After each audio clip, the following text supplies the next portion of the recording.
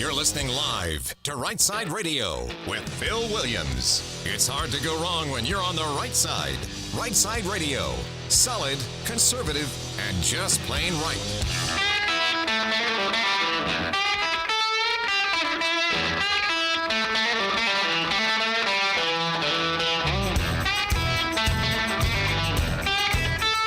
Alabama and Tennessee's syndicated news talk leader, Rightside Radio. Phil Williams here live in the Rightside studios. Man, we got the local, the state, the national, covering down on all the issues. And oh yeah, like the dude just said, solid, conservative, and just plain right. Well, welcome to it. It's the end of the week. That means it's not only Friday, it's also Good Friday. Hit it. Yay! All right, listen, we're going to get you all the way to go home time here on an Easter weekend, and we are glad you're with us. Pushing buttons so ably on the board would be the JP. Hey, man, how you doing? I'm good. Happy Good Friday. Happy Good Friday to you. It's a Good Friday indeed. You got some family plans? Yep, I'm going back home after the show, actually, for Easter weekend. Outstanding. Well, tell all the peeps, which happen to be some of my peeps. Yeah. Tell them I said hey. I shall. We got a great show laid on for you. Got to make up some lost time. So yesterday we did not get to have Butters and Lee because, by the way, congratulations. Thank you very much. I'm thankful on Thankful Thursday you were able to run the show. Thank you for letting me run the show. Yeah, apparently it went well. I'm not sure anybody knew I was gone, but that being said, thank you very much, man. And we end up. I'll tell you about the interview I did when I get back from the next break. But so today we got to make up for the fact that yesterday we couldn't have Butters and Lee. Shoot, man, what you talking about? So, yeah, we're going to do some Butters and Lee today, halfway through hour number 2. And then starting up the third hour will be JP on sports. There's nothing much to talk about at sports, is there? Of course there is. We'll talk about that at the top of the third hour. And then I still got a triple dipper, just filled up with stuff. So hit it, man. The Triple Dipper. 3 stories you've got to know. That's right, the Triple Dipper, 3 stories, 3 themes, if you will, that you got to know as we run today's show. First out the gate, stay or go. What about all these illegals?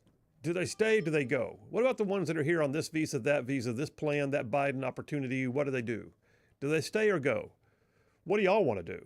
Do you want them to stay or go? What do the people think about this? And then, oh, by the way, while we're at it, what do you think about Senator Chris Van Hollen trekking off down to El Salvador to have margaritas with Abrego Garcia? Yeah, we'll talk about all of it. Stay or go. That's number 1 on the Triple Dipper.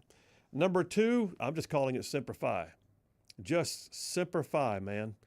Listen, I don't know if you saw it or not yesterday, but Dakota Meyer, who is a Medal of Honor winner, Marine veteran, just had a 15-year, I believe, break in service and decided to re-enlist in the U.S. Marine Corps yesterday. I think it's an indication of other things than just his personal desire to get back in uniform. We're going to talk about it. What does it mean? What's going on with recruiting overall? Where are the numbers? Simplify, that's number 2 on the Triple Dipper. And then number 3, it's a Good Friday, man. It just is. And there's so much going on. And I'll be honest with you.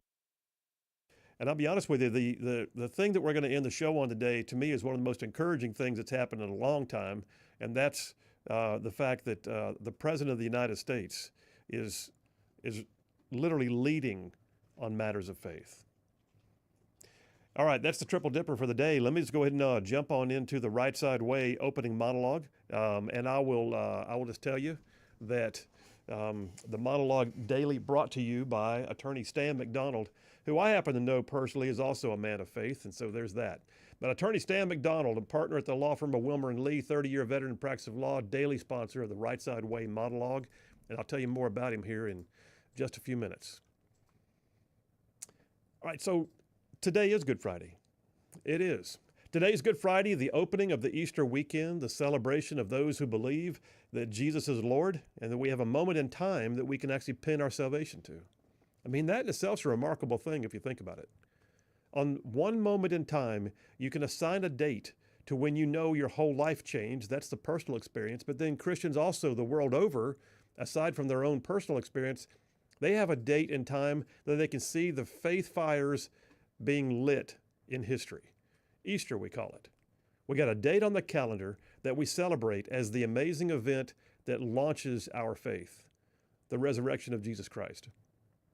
Look, I can still recall some Easter weekends as a kid. I remember being part of a church passion play and Sunday services. I remember Easter baskets in the sense that you hit the big time when you got one of those solid chocolate Easter bunnies and not those poser hollow ones.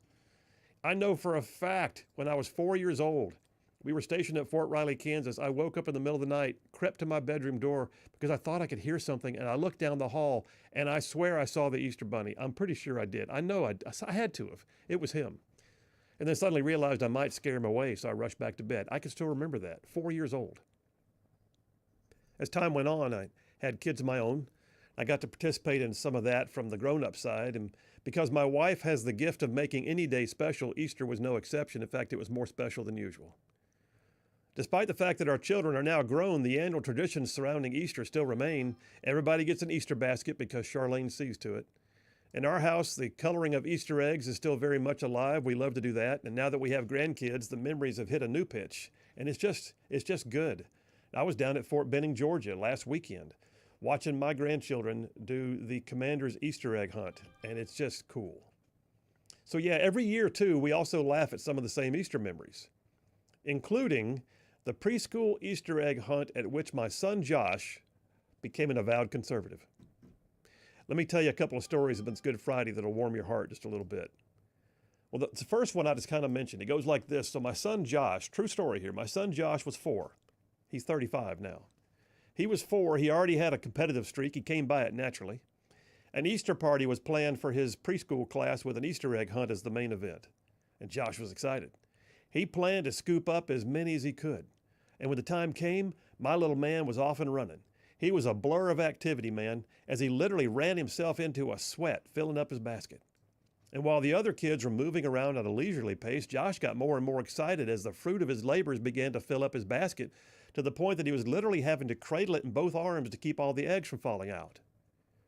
When the hunt was over, my Josh had clearly excelled as a hunter of colored eggs.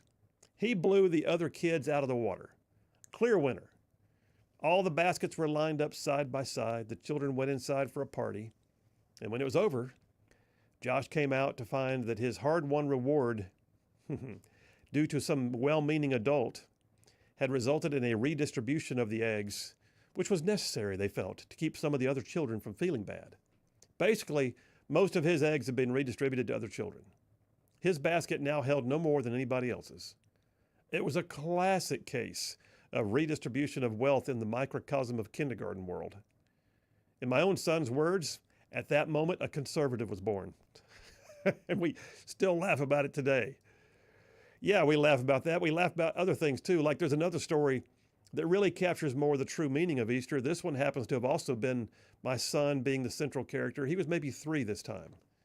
He and Charlene were outside. He was playing with something, and she thought with Easter coming, maybe she would seize the moment and talk to him about the cross, about the meaning of the season.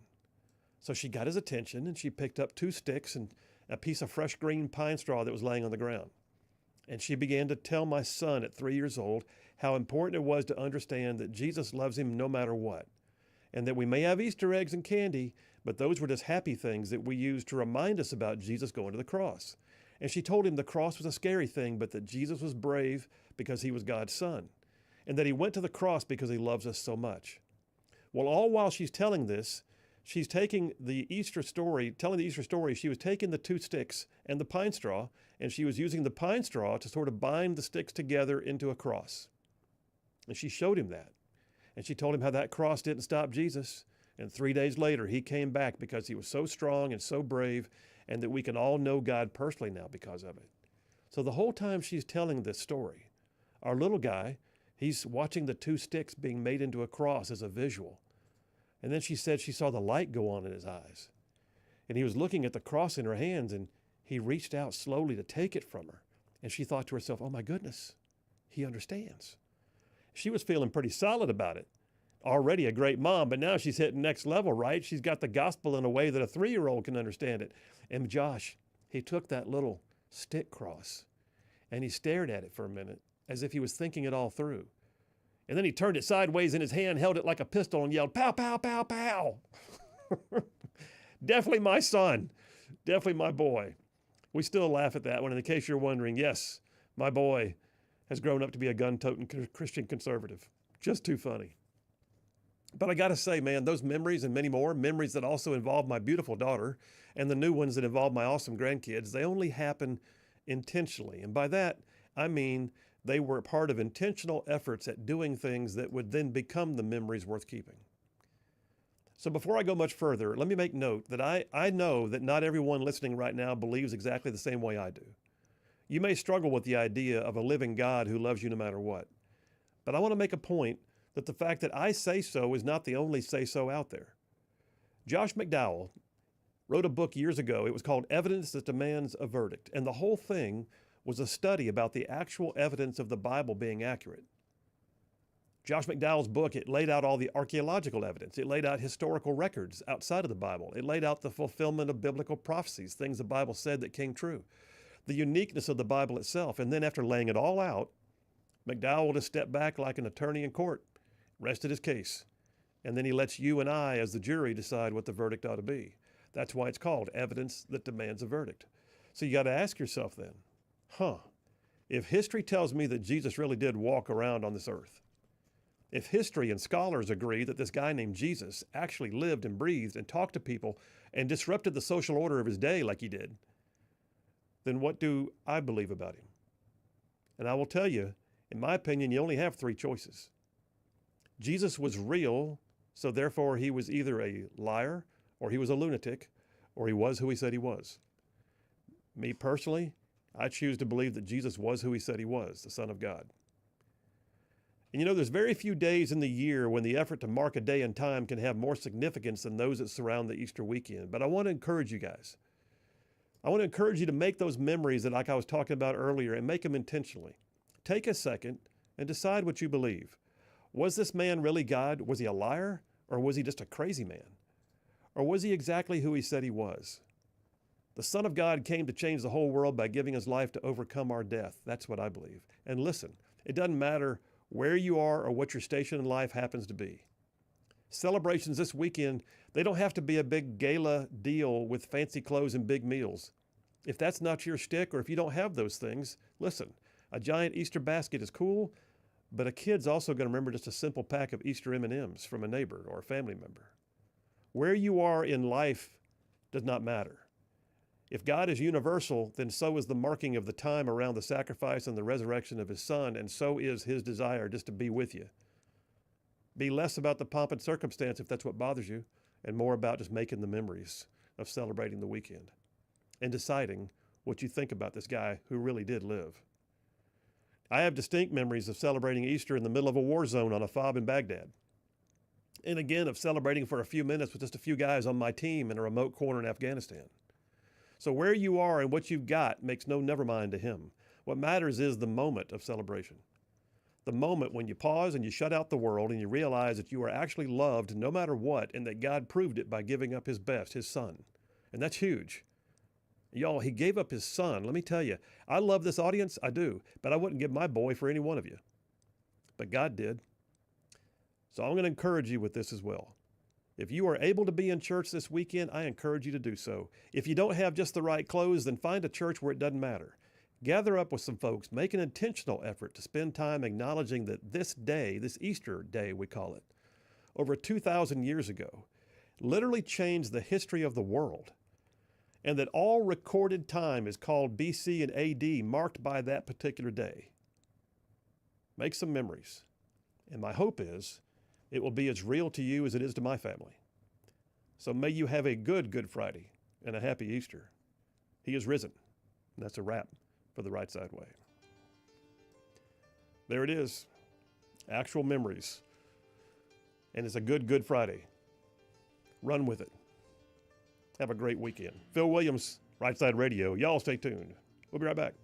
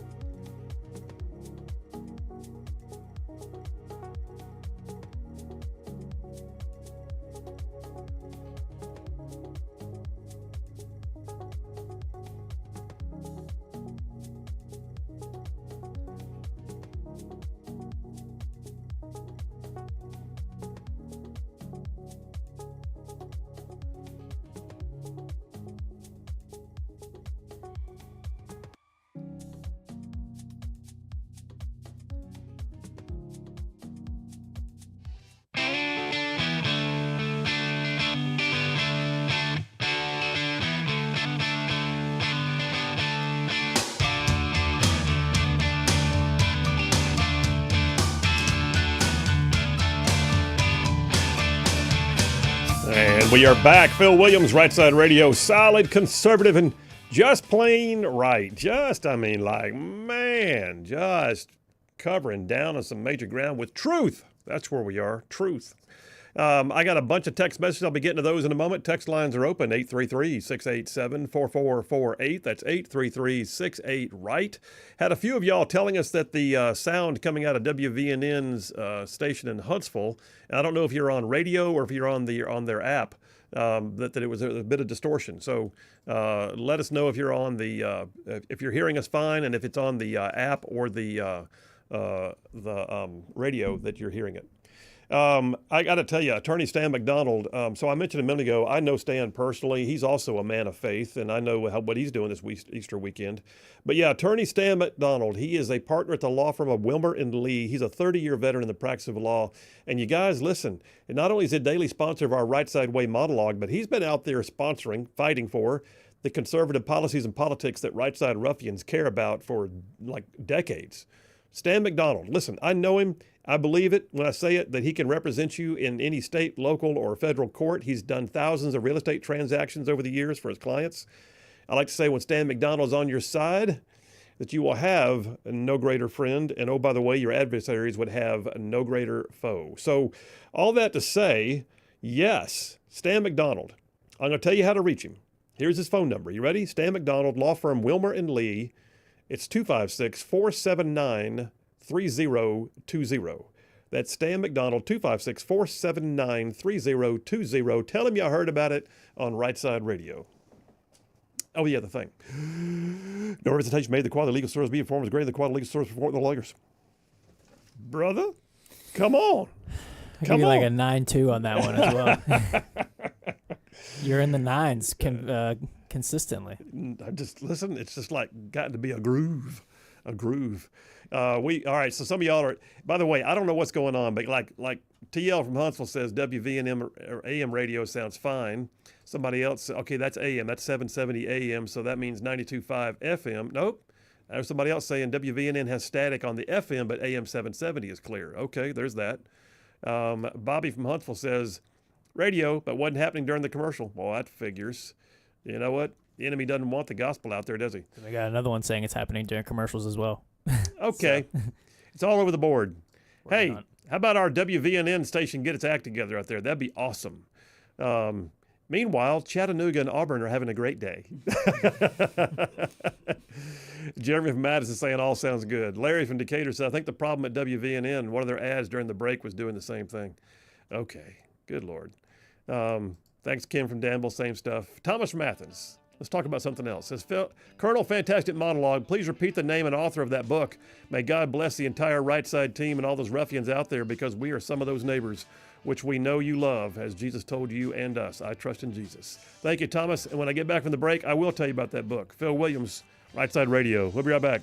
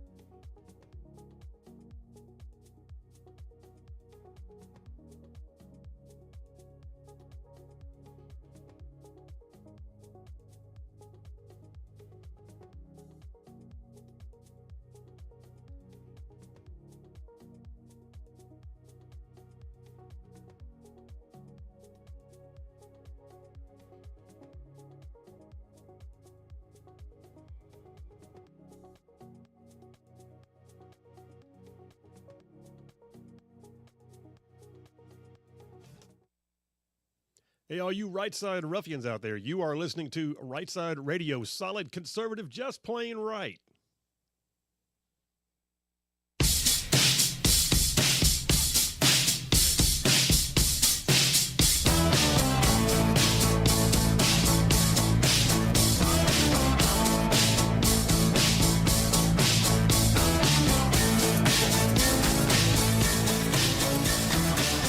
And we are back. Phil Williams, Rightside Radio, solid conservative and just plain right. Just covering down on some major ground across the southeast U.S. of A. Y'all, I'm talking about this show.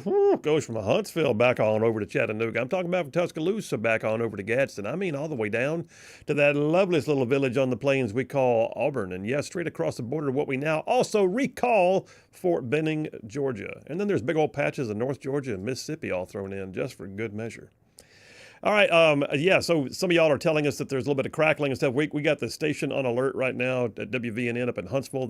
So they're working their piece to stay with us, folks. By the way, you can always go stream it online live, undistorted, and even with video if you want it. But just do that on any one of our social media platforms or on Rumble or on our website, rightside.media.org. Who was it? I think it was Thomas from Athens. Yeah, Thomas from Athens asked, what was the name of that book? Was that he the one that, yeah, what was the name of the book that I mentioned in my monologue? It's called Evidence That Demands a Verdict. Evidence That Demands a Verdict by Josh McDowell. It's been out for, decades. I first became aware of it, and they came out with what I would call a kid's version called Don't Check Your Brains at the Door, which is just a fancy way of saying you're allowed to think in church. But anyway, Evidence That Demands a Verdict. I just saw this morning when I was prepping my monologue that they've come out with an updated version because they went out and they got even more archaeological evidence since it was first written and things, and that came out like in the last year. So yeah, Evidence That Demands a Verdict, and I think there's even volumes 1 and 2. Thomas, I highly recommend it. It's a great one to have on the shelf. It's a study guide, but it's also, sometimes it makes for fascinating reading. Just as a book to read. So check it out. Josh McDowell, Evidence That Demands a Verdict. Flip from Priceville checking in says, going back to the Hollywood Dipper from Wednesday, I feel like Tim Allen should have been added to that list. Okay, fair enough. Jeremy from Madison says, the app is sounding good. Yay. And then we'll scroll on down. Let's get a few more. John from Harvest, Phil, nice monologue. He is risen indeed. And did you see where Senator Lankford and Senator Coons sent a letter to Majority Leader John Thune asking for an immediate investigation because despite the overwhelming evidence, Senator Van Hollen decided he would use Senate funds to fly to El Salvador and advocate for an enemy of the United States. It's weird. The hills the left is choosing to die on. So let me get this straight. You're saying Lankford and Coons? Because Coons is a Democrat. Why would Coons be asking for a Democrat to be... I need to check that out. We will check that out. That's interesting. JT Lacey Springs says, Phil, when you retell an experience or a portion of it, it's like watching Tombstone 10 times. There's always a unique detail previously missed that nails a new worthwhile meaning. Indeed, sir. Shorty from Anderson says, hey, Phil, that was a very emotional monologue. It brought me to tears. I'm going through a divorce right now, and it really hit me hard, and I'm not allowed to see my children, until the hearing's over, and will break my heart not being able to see my 9-year-old daughter and my 13-year-old son this Easter. I appreciate what you do every single day. Keep up the good work, my friend. Shorty, blessings on you, brother, and I pray that it will come together. And listen, I will just tell you, as the child of divorce, it is absolutely possible for those kids to know you love them, even though you're not right there with them. You can make that happen. You know you can. And so I just encourage you in that. I know what it was like not to have Easters and holidays and things with my dad for a period of time. And then, all said and done, despite the fact that I wasn't able to be with him when I was young, he was the best man in my wedding and is still my hero today. So, Shorty, you walk in it, brother. John from Huntsville, Phil, magnificent monologue. And when I was a kid, I loved Easter egg hunts, but my favorite eggs were the plastic ones full of money. So it also just want to let you know that JP and Emily's Purple Haze did JP and Emily Purple Haze? What is that? Are y'all the Purple Haze? He called her the Purple Haze. She's the Purple Haze. Yeah, that's the nickname he gave her. Oh, so Emily is Purple Haze. Yes. JP and Emily Purple Haze did a spectacular job hosting the show. Thank you, John. Thank you, John. Absolutely. All right. And then Scott from Somerville said, I heard part of yesterday's show, and Colonel JP did a bang-up job. His interview with Representative Dale Strong was top-notch. He might be bucking for his own show. Appreciate you, Scott. Nice. Well, I'll tell you right now, man, I love being able to step out the door and know that somebody inside is going to still take care of business. So it's good stuff. By the way, at the comment earlier about the investigation of Van Hollen, all I'm seeing is a conservative watchdog asking for an investigation. I'm not seeing anything from senators, especially Coons. That'd be weird for him to go against his own party. He's a pretty radical left one, Coons is. So. Yeah. You know what's crazy, too? So when Trump was first elected in 2016, 2017 is when he was inaugurated. I went to the Congressional Prayer Breakfast, and it was very cool. And then at one point, see, and what happens is, by the way, like I think that year in particular, Robert Adderholt, congressman from Alabama, was the Republican who was in charge of putting together the event. They kind of rotate, and the Democrat was Chris Coons. And I've got a picture still to this day of Chris Coons putting his hands on Trump's shoulder to pray over him. And I'm thinking, do you remember you did that? Oh, it was either inauthentic or he had an epiphany that he shouldn't have done that. I don't know, one or the other. No doubt. Shag Nasty the Atheist telling us that the signal quality today matches the ideology. It's incoherent. Oh, well, Shag Nasty. Listen, you know what, man? God loves you in spite of yourself. And it's true. And I believe that all day long. Danny from Decatur says 92.5, the broadcast is scratchy. So just go ahead and tell station it's FM. That's what it sounds like. That's the generally speaking. He says, on your monologue, Danny says, whenever I look at the cross, I ask myself, how could he love me that much? And when I read the Bible and the disciples asked about John the Baptist, Jesus said there was none more righteous born of woman. John said that he wasn't worthy to tie Jesus' sandals. So who am I?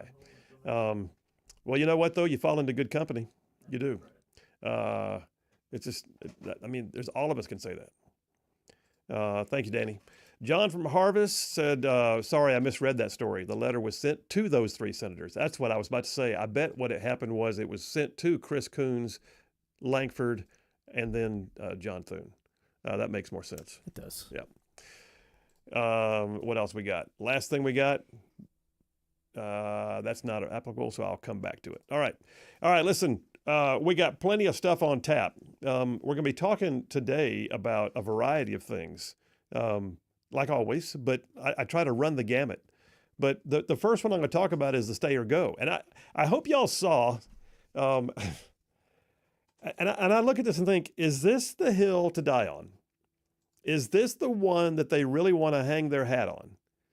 Because Democrat Senator Chris Van Hollen of Maryland decided to use taxpayer funds to fly himself down to El Salvador because he was daggum determined that he was going to get a chance to meet and check on and do a welfare check, I guess, and maybe even work out something for, what's his name, Abrego Garcia. Abrego Garcia, who by all accounts, by his own admission, was an illegal immigrant. Abrego Garcia, who his own country, MS-13, says, his own country of El Salvador says is a MS-13 gang member. Abrego Garcia, whose own wife has filed multiple affidavits claiming that he was a domestic abuser. Abrego Garcia, who as an illegal alien was detained briefly, may have just been roadside, but he was stopped in Tennessee. We have a new report out today. Stopped in Tennessee. And by the way, this is innocent till proven guilty. All I'm saying is this happened. But he was stopped in Tennessee with like 7 other illegals in his car, and it was believed that he was human trafficking. The interesting dynamic there is the Tennessee State Police turned the matter over to the FBI under the Biden administration, who promptly dismissed the claims and put him back into asylum status. Abrego Garcia, who, by the way, is an illegal alien who was detained by ICE in 2019, put in jail. While he was in jail, he decided to marry his girlfriend, whom he'd already gotten pregnant, which, by the way, was very convenient because then it helped him get status as a resident. he actually married her while he was in jail. One account said that they passed the rings through the glass. So all I'm saying is this guy ain't no saint. And I get that he's innocent to proven guilty, and the things that I just said don't have a criminal adjudication attached to them. So I'm upfront when I say I realize that. I'm an attorney. I get what innocent to proven guilty means. However, he's also an illegal immigrant who is not being granted the same due process as other people in the United States because he's falling under the Alien Enemies Act of 1798, which means that he's more like an enemy combatant and that due process is not the same. You don't offer Al-Qaeda. You don't offer ISIS. You don't offer the Taliban if they were operating on U.S. soil. You don't offer them the same due process. You pack them up and send them to Gitmo, or in this case, you send them to the Secot prison in El Salvador. Abrego Garcia falls into that category. Dems are screaming, we should have had due process. Why are they hanging their hat on this guy? Why? And I'll tell you why. It's because they needed a straw man. I said it the other day and I'll say it again. They're not interested in Abrego Garcia. He's just their poster child for trying to fight Trump. That's all they've got right now. Fight Trump, fight Trump, fight Trump. What's your plan, Democrats? Fight Trump. How are you going to do that? We're going to fight Trump. When are you going to do this? We're going to fight Trump. What does that mean, fight Trump? That's all they got. So the truth of the matter is they don't give a rat's hind end about Abrego Garcia. They don't care a thing about due process. They don't care squat about somebody's personal feelings or checking for welfare to make sure he's okay. And I'm going to bring his love back to his wife in the United States. Chris Van Hollen, jackwagon. The bottom line is this. He's a tool right now. That's all he is for them. He is nothing more than a hammer that they're going to try and use to drive nails into the Trump administration's plans.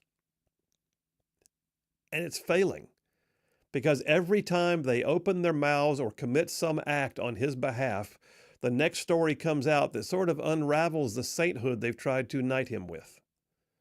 And it's just kind of gross. It's really getting to the point of being kind of silly. I did not realize. Are you telling me I have a caller on the line right now? I didn't want to. You're on a roll. I didn't want to interrupt. I was a roll, but bro, I did not know. I'm so good. sorry. Who is that? I got about 2 minutes. Is that Sparky from Harvest? Sparky from Harvest, my friend. How are you doing? I'm sorry, I didn't know you were on the line. Is he still there? Did we lose the spark? I think we probably lost Sparky. Oh, shoot. See if you can get him back. All right, listen. I'll tell you what. We'll take a break right now. See if we can get Sparky from Harvest back on the line. That's my bad. I did not even know. That's awful. All right, all said and done. Why? Should he stay or should he go? How about the rest of them? We'll talk about it. Phil Williams, Rightside Radio. We will be right back.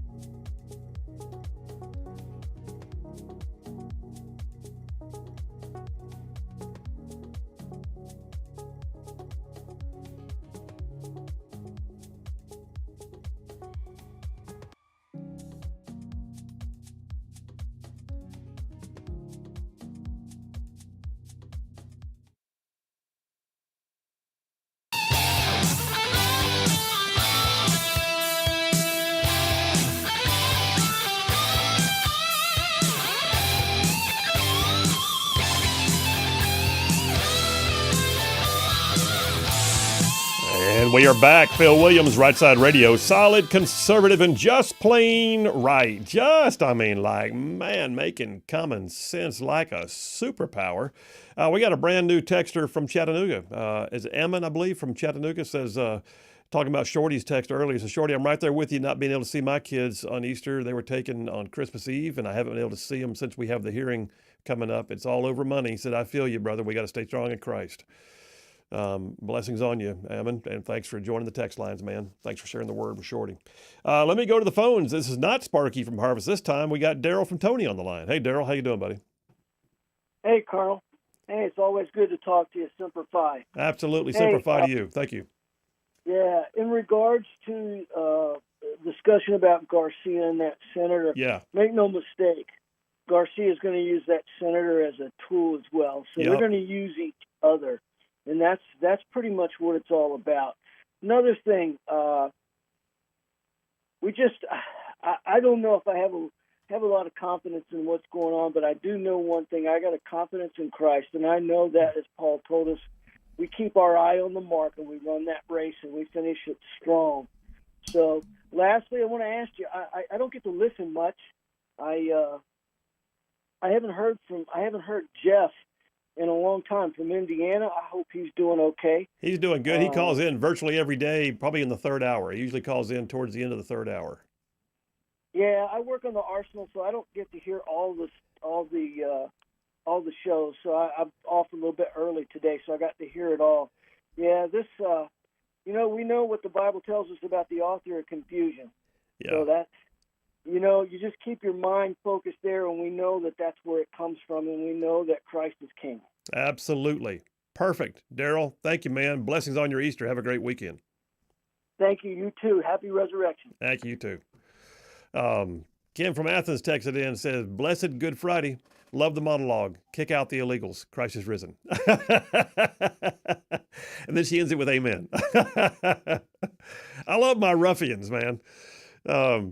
Shag Nasty the atheist saying, if Christians had their eye on Christ, they never would have voted for Donald Trump. I think it's just the opposite, man. In fact, to tell you what, let me ask you this, Shag Nasty. Which of the two presidents most recently in the office, Donald Trump or Joe Biden, did more to project the notion of a personal relationship with Jesus Christ than the other?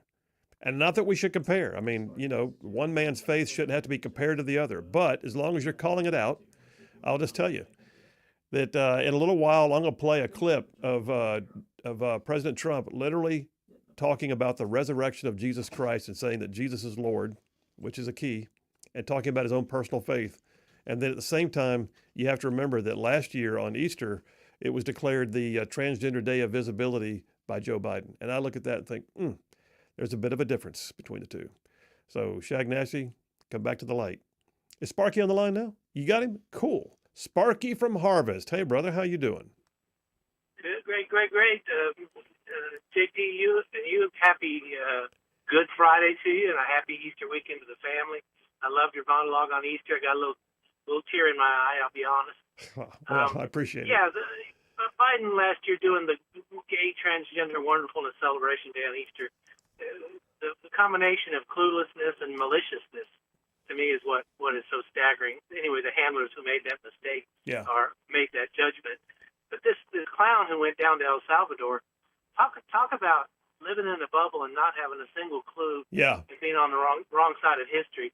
There's people who've been savagely raped and murdered by illegals, including these MS-13 gang members. The guy he went to visit apparently was suspected of being involved in human trafficking based on a traffic stop a few years ago. The guy absolutely is going to get destroyed when he runs for re-election in 2028 if he isn't, voted out of office by then. Well, I agree. I mean, I think it'd be a self-inflicted wound, too. I mean, this was completely unnecessary. And I don't know if you saw it, and I'll talk more about it after the top of the hour, but Patty Marin, who is the mother of Rachel Marin, who was brutally murdered by an illegal alien, is from her. That's her senator.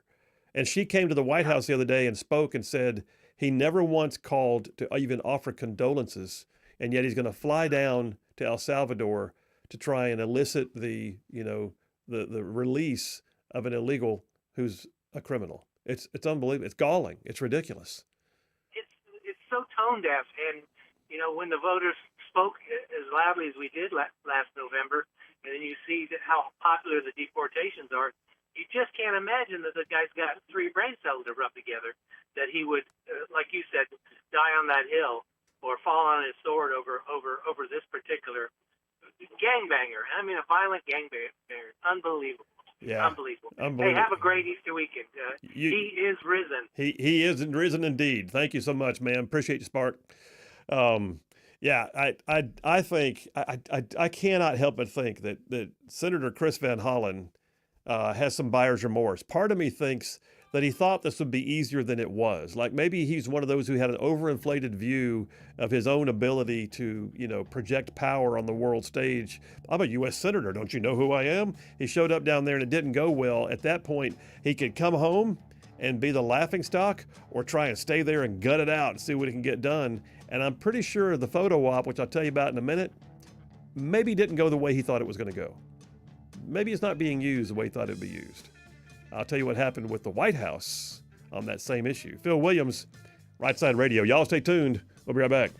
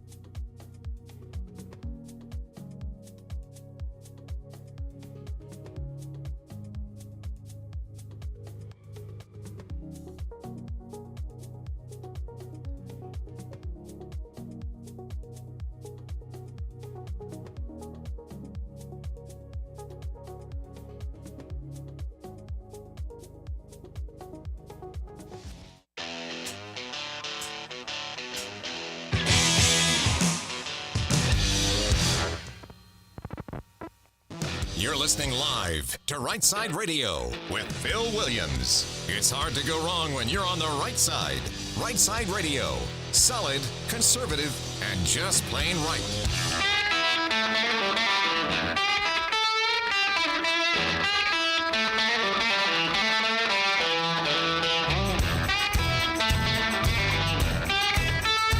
Alabama and Tennessee's syndicated news talk leader, Rightside Radio. Phil Williams here live in the Rightside studios. Man, we got the local, the state, the national, sometimes the international, and oh yeah, like the dude just said, solid, conservative, and just plain right. Welcome to hour number two.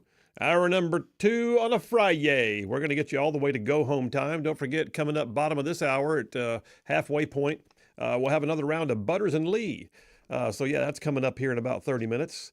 In the meantime, got an unexpected opportunity here. Just got a text a moment ago from a friend of this show, a friend of me, State Representative Ernie Yarbrough, who represents a huge swath of ground in our listening area, has been down in Montgomery, our state capital, working as a legislator. He's got some information about the bill that he's sponsoring, which is called Alabama's Lake and Riley Act. And he's on the phone right now. So this fits right into what we're talking about. Let me grab him. State Rep Ernie Yarbrough, he is risen. How you doing, buddy? Amen. He is risen indeed. Come see the place where the Lord lay. I'm doing great, brother. Thank you for having me on. Absolutely. Thanks for the impromptu opportunity. This is cool. I love it when this happens.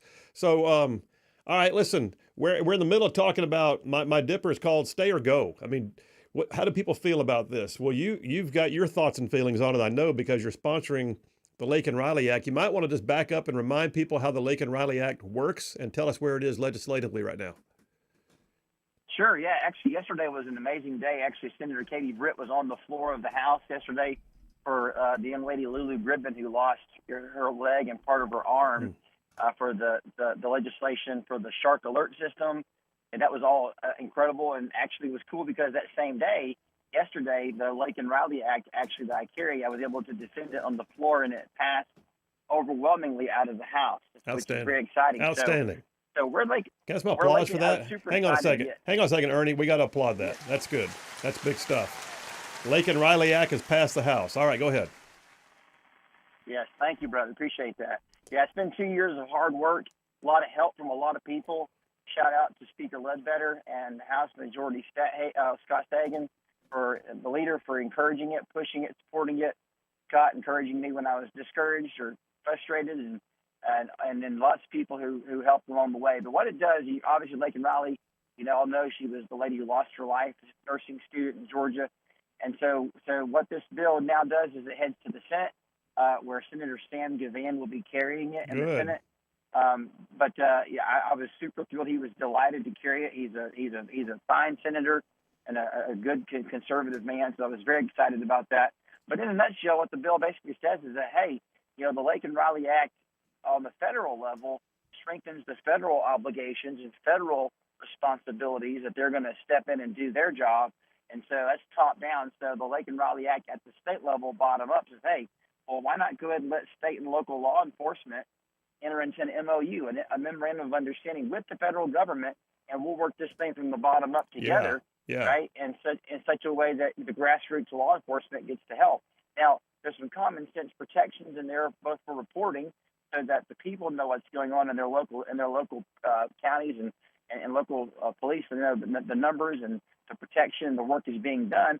But there's also some common sense protections in regards to immigrants who are here, because one of the common objections is, right, well, you're just going to be targeting and profiling, but it's not, because the bill actually forbids detaining people on the basis simply of their immigration status. And so, of course, that means it's in connection to probable cause when they're arrested for other criminal behavior. There's so many of these crimes that have been rape and murder and all these awful things by illegal immigrants were preceded by petty crimes.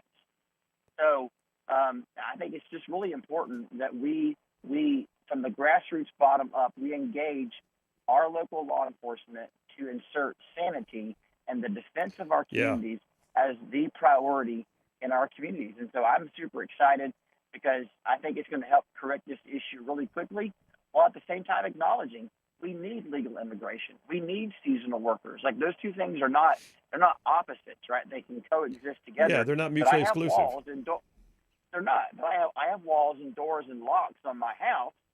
We have lots of people come through our door. My wife loves that saying, build a longer table, right? So we're all about people. We're all about fellowship. We're all about bringing folks in. I just want them to come in through my door. That's good stuff, man, and I'm so glad. And listen, I got to ask you, you and I were talking offline right before you came on the air. Yesterday was a big day in both the House and the Senate. Y'all were making sure Democrats understood who was in charge yesterday, and I was so glad to see it. But we had a series of conservative bills, yours being included, that as Democrats tried to filibuster, y'all shut them down, didn't you?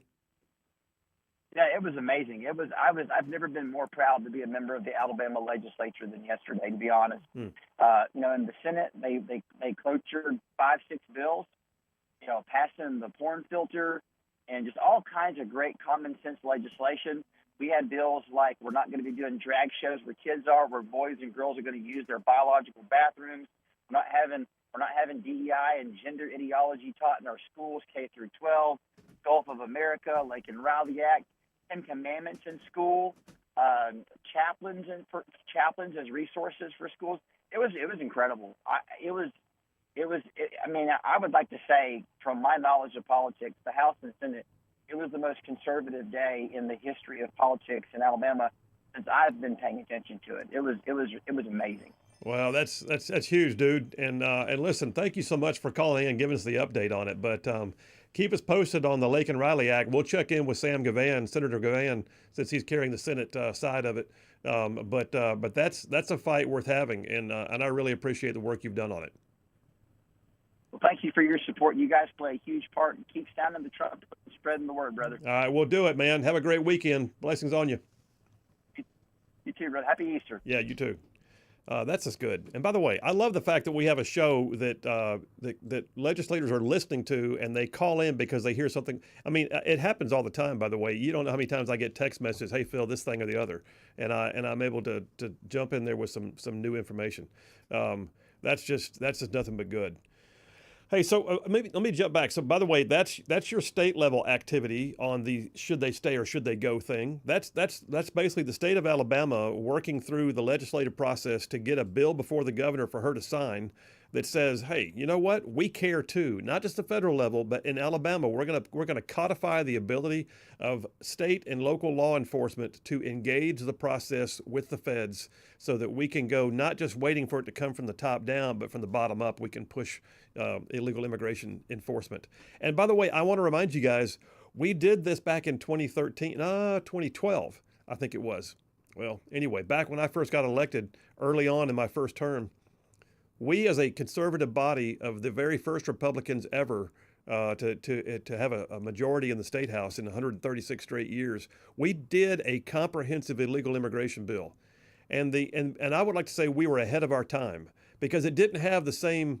I mean, good Lord, we got protested. I mean, I don't mean a little bit. Like, I told somebody yesterday I didn't eat in a Mexican restaurant in my hometown for about 4 years. We had literally protests in the hallways of the State House. People trying to block us from being able to go vote and just screaming at us, and it was on and on and on. End result was we got that sucker passed, and we did it. And then the ACLU, the SPLC, and all the usual hate groups jumped on in and sued, and they got just the right judge, who somehow or another always manages to get our conservative issues, Judge Myron Thompson down in Montgomery. And they got parts of it unwound, but parts of it are actually still good law. We were ahead of our time. Now you look at the sentiment, nobody would question that bill. Everybody back then questioned it. Even some conservatives were leery of it. I take it back. Even some Republicans were leery of it. All right, we got a lot more on tap. We're going to come back and wrap this topic up. I will tell you this: Senator Chris Van Hollen just appeared in front of a group of people carrying "Thank you, Senator Van Hollen" signs to speak about the amazing trip he just took to El Salvador. Wait till I tell you about the side-by-side picture that the White House just published. Phil Williams, Rightside Radio. Was that an evil laugh? I think it was.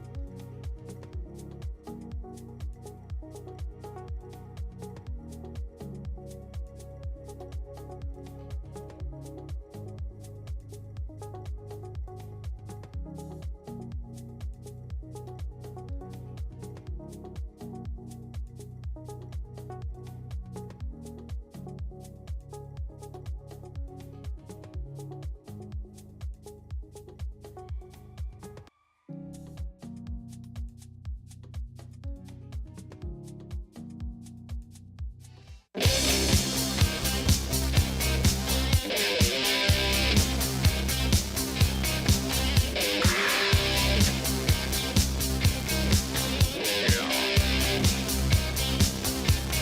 we are back. Phil Williams, Rightside Radio. Solid, conservative, and just plain right. Just saving the world one soundbite at a time. All right, we got somebody sent me a picture. Oh, good. We have protesters up on the on 565 in I guess that's 565. Yep, I know. I've seen photos all today of that. There's multiple of those. That's with fascism signs. I think that's 565 going south. I saw a lot of them. Yeah, that or looks not like, south going east. That's southbound. I think where governors merge. It is. That's so we got their fascism signs. Awesome. That'll show them. I think they're being mocked more than anything, probably in Huntsville, Alabama. And also, what have we got? Marshall from Dubai says, "Can we start a GoFundMe for Shag Nasty? He needs to get some professional help and some meds. Let's face it, there's no atheist in a foxhole in the middle of a firefight. Keep up the good work. Have a blessed Easter." Shag Nasty, there's people out there that care about you, man. Mark from Red Bay also says prayers for Shag Nasty, that God would reveal himself in a mighty way. Amen, in Jesus' name. David from Bucky says, "Phil, I hate leaving the Gulf Coast. Such a beautiful day. As always, another great monologue. I don't expect anything less." He said, and by the way, WVNN sounds fine on the app, south of Montgomery. Thank you. Oh, boy, he's got the view, too, by the way. He's down yonder at the coast. Thank you, David. Hope you had a great time down there. Mike from Coxie, Alabama, says, so this senator who decided to go down to El Salvador, he's suffering from the side effects of Trump arrangement syndrome. Is it Trump arrangement or derangement? Either way. Yeah, oh boy, suffering. By the way, he's speaking right now. They're running his comments on both Fox and CNN. So the interesting dynamic here, though, is I don't think the photo op is going to wind up being the blessing he thinks it will be. I mean, right now he's standing in front of a group of activists, some of whom are wearing T-shirts for their activist organization. He's standing with the wife of Abrego Garcia, who's standing there, looking. I can't tell if she's being sad or shy or both, which is, understandable. She's not ever been a public figure. But she also, by the way, did an interview on ABC's Good Morning America today. And to their credit, they asked her, did you file reports saying that your husband abused you? I'm paraphrasing slightly, but that's basically it. And she looked at the camera and said, my husband is alive. That is all I'm able to say. What does that even mean? And then Charlie Kirk tweeted out this basically after that said, tell me your husband beat you without telling me your husband beat you. That's basically it. Now, I realize that what I'm doing, and I got to be careful with this, is I'm convicting him in the court of public opinion. He's not been convicted of abuse as far as I know. But right now, he was suspected of human trafficking. He had 8 passengers in his vehicle with no luggage. All the passengers gave the same home address. And the citation was given for driving with an expired license while he was also on an ICE detainer. This is in 2022. He was arrested by ICE in 2019. He was on asylum from the Biden administration at that time. Tennessee Highway Patrol pulled him over, turned it over to the FBI because it looked like human trafficking to them. Never went anywhere. Guess why? Because it was the Biden era. So that being said, going back to Senator Chris Van Hollen, who is now giving a very robust speech, how pleased he is with himself. He's very excited. The White House published 2 pictures side by side today. One picture was Senator Chris Van Hollen, literally with a margarita on the table, sitting there with Abrego Garcia, leaning over with one hand like he's reaching for him and caring deeply, like this compassion. While the picture right next to it was President Trump in the Oval Office, kind of leaning forward and reaching towards Patty Marin, the mother of the young lady, Rachel Marin, who was murdered by an illegal alien, who's from Van Hollen's district, who says that he never contacted her. Pictures side by side. You've got the senator, Democrat, meeting with the convicted criminal in a foreign country and determined to go check on his welfare, never having called the mother from his own district who lost a young daughter to illegal aliens. The White House published those pictures side by side and with the caption, "We are not the same." And we're not. That's just it. We believe they should go. Democrats are somehow determined to make this the hill they want to die on. And I look at it and think, God, gosh, who advised Chris Van Hollen this is going to be a great thing? Because I don't believe for a second that what he did was go down there because he is deeply personally concerned about Abrego Garcia. I think he's deeply personally concerned about no Trump. I also like Ted Cruz posted the picture and said, find you someone that looks at you the way that Van Hollen looks at Abrego Garcia. It's true. It's like he was infatuated with him. Well, he's infatuated with his moment. I think he thought this was going to be the thing. So here's the thing. By the way, I will say this. I'm going to wind up. I didn't hardly get to any of my materials because this whole dipper ran itself. But at one point, it says his goal, Van Hollen's goal of meeting with Abrego Garcia was later realized after several days, and images of the two men show them sitting at a table in the tropics with water and coffee. And one of the other photos actually showed Bukele showing water glasses that had seasoned rims with cherry garnishes, and Senator Van Hollen shaking hands with Abrego Garcia.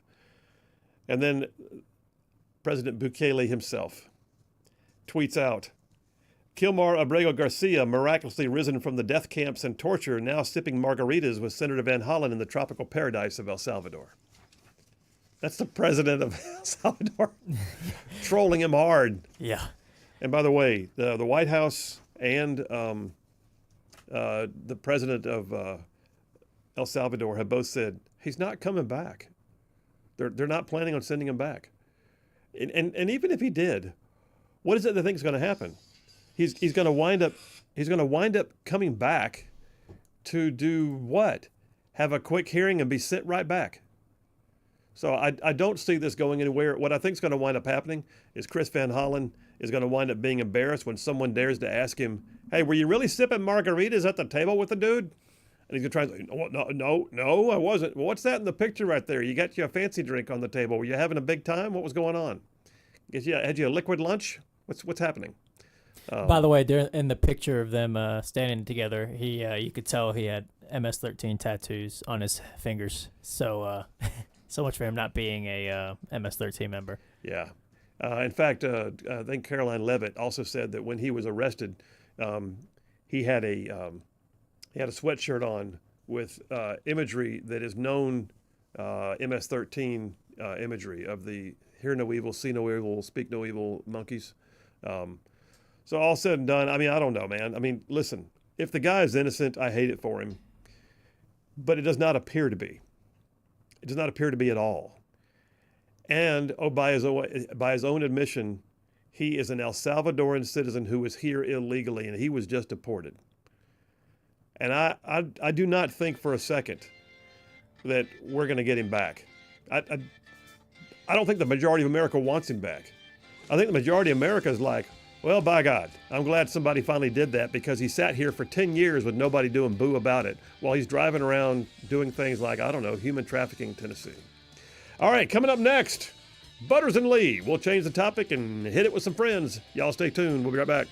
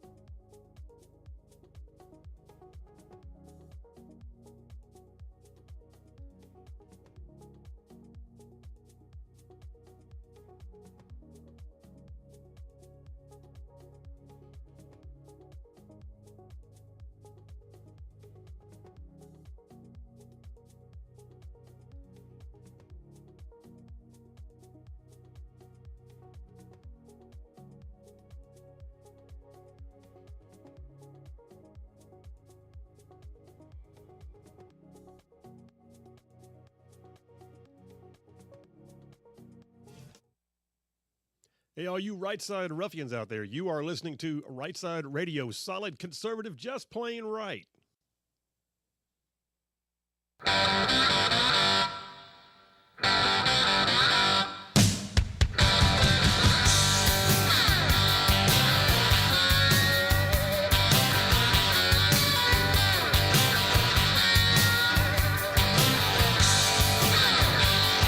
And we are back. Phil Williams, Rightside Radio, solid conservative and just plain right. Just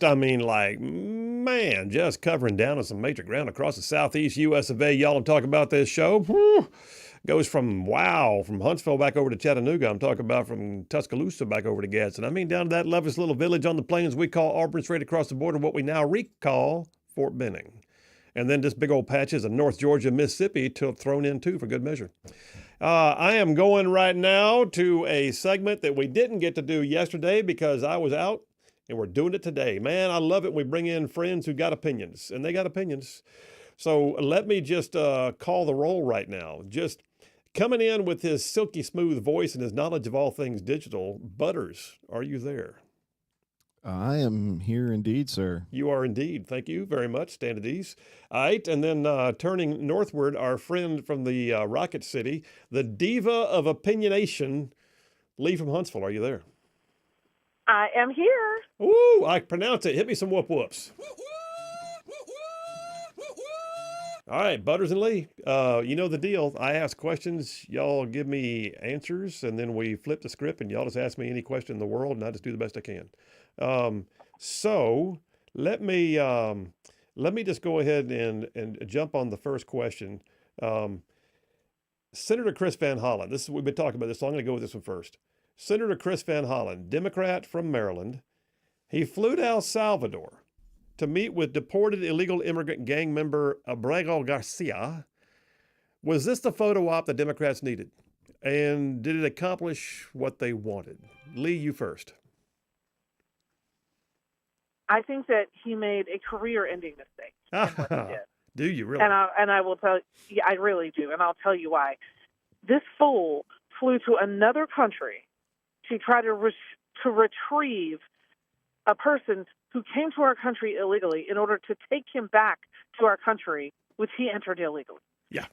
First of all, it makes no sense whatsoever. No. Second, I wish he looked at and cared about American citizens the way he longs for this MS-13 gangbanger. Yeah. Buddy, the memes will be never ending about him sitting there almost like holding this guy's hand, looking like he's on a first date. What a fool. On a first date. He was rather looking longingly into his eyes. It did feel that way. Okay, so never one to hold back. We know exactly where Lee stands on the issue. Butters, what do you think? Was this the photo op they were looking for? Is it going to play out the way they want it to? Well, I guess in response to Lee, who's going into his career? This is, I think, is it the photo op? And there's I think they're catering to the people that they cater to, and it ain't us. So, in a lot of ways, it really depresses me even more because, yeah, I mean, this is silly.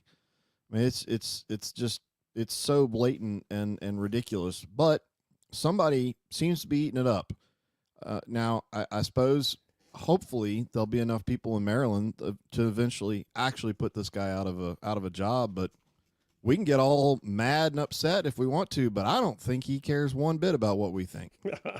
Well, obviously he doesn't. And so let me ask you while we're sitting there, how about the photo op? Let's go ahead and assume, and I don't know, I think JP is actually looking it up to see how Trump did. Did Trump win Maryland? Did he have any favor at all in Maryland? He won 34% of Maryland, so he lost big. Yeah. Okay, so Maryland is staunchly blue. Mm-hmm. Okay, not even purple, but.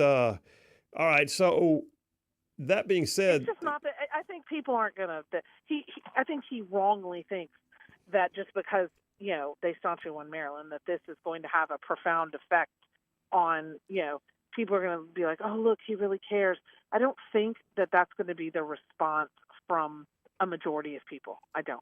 So one of the photos, though, let me ask you this, guys. One of the photos. Let's go ahead and just say that maybe he can run for re-election and do fine in a blue state.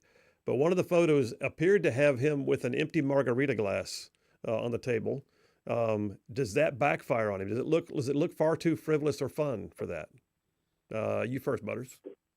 Well, Phil, you're talking about he's catering to people that are out burning Teslas and keying them and can't define what a woman is. I mean, well, that's his right and his privilege to drink. You know, I mean, like I just don't.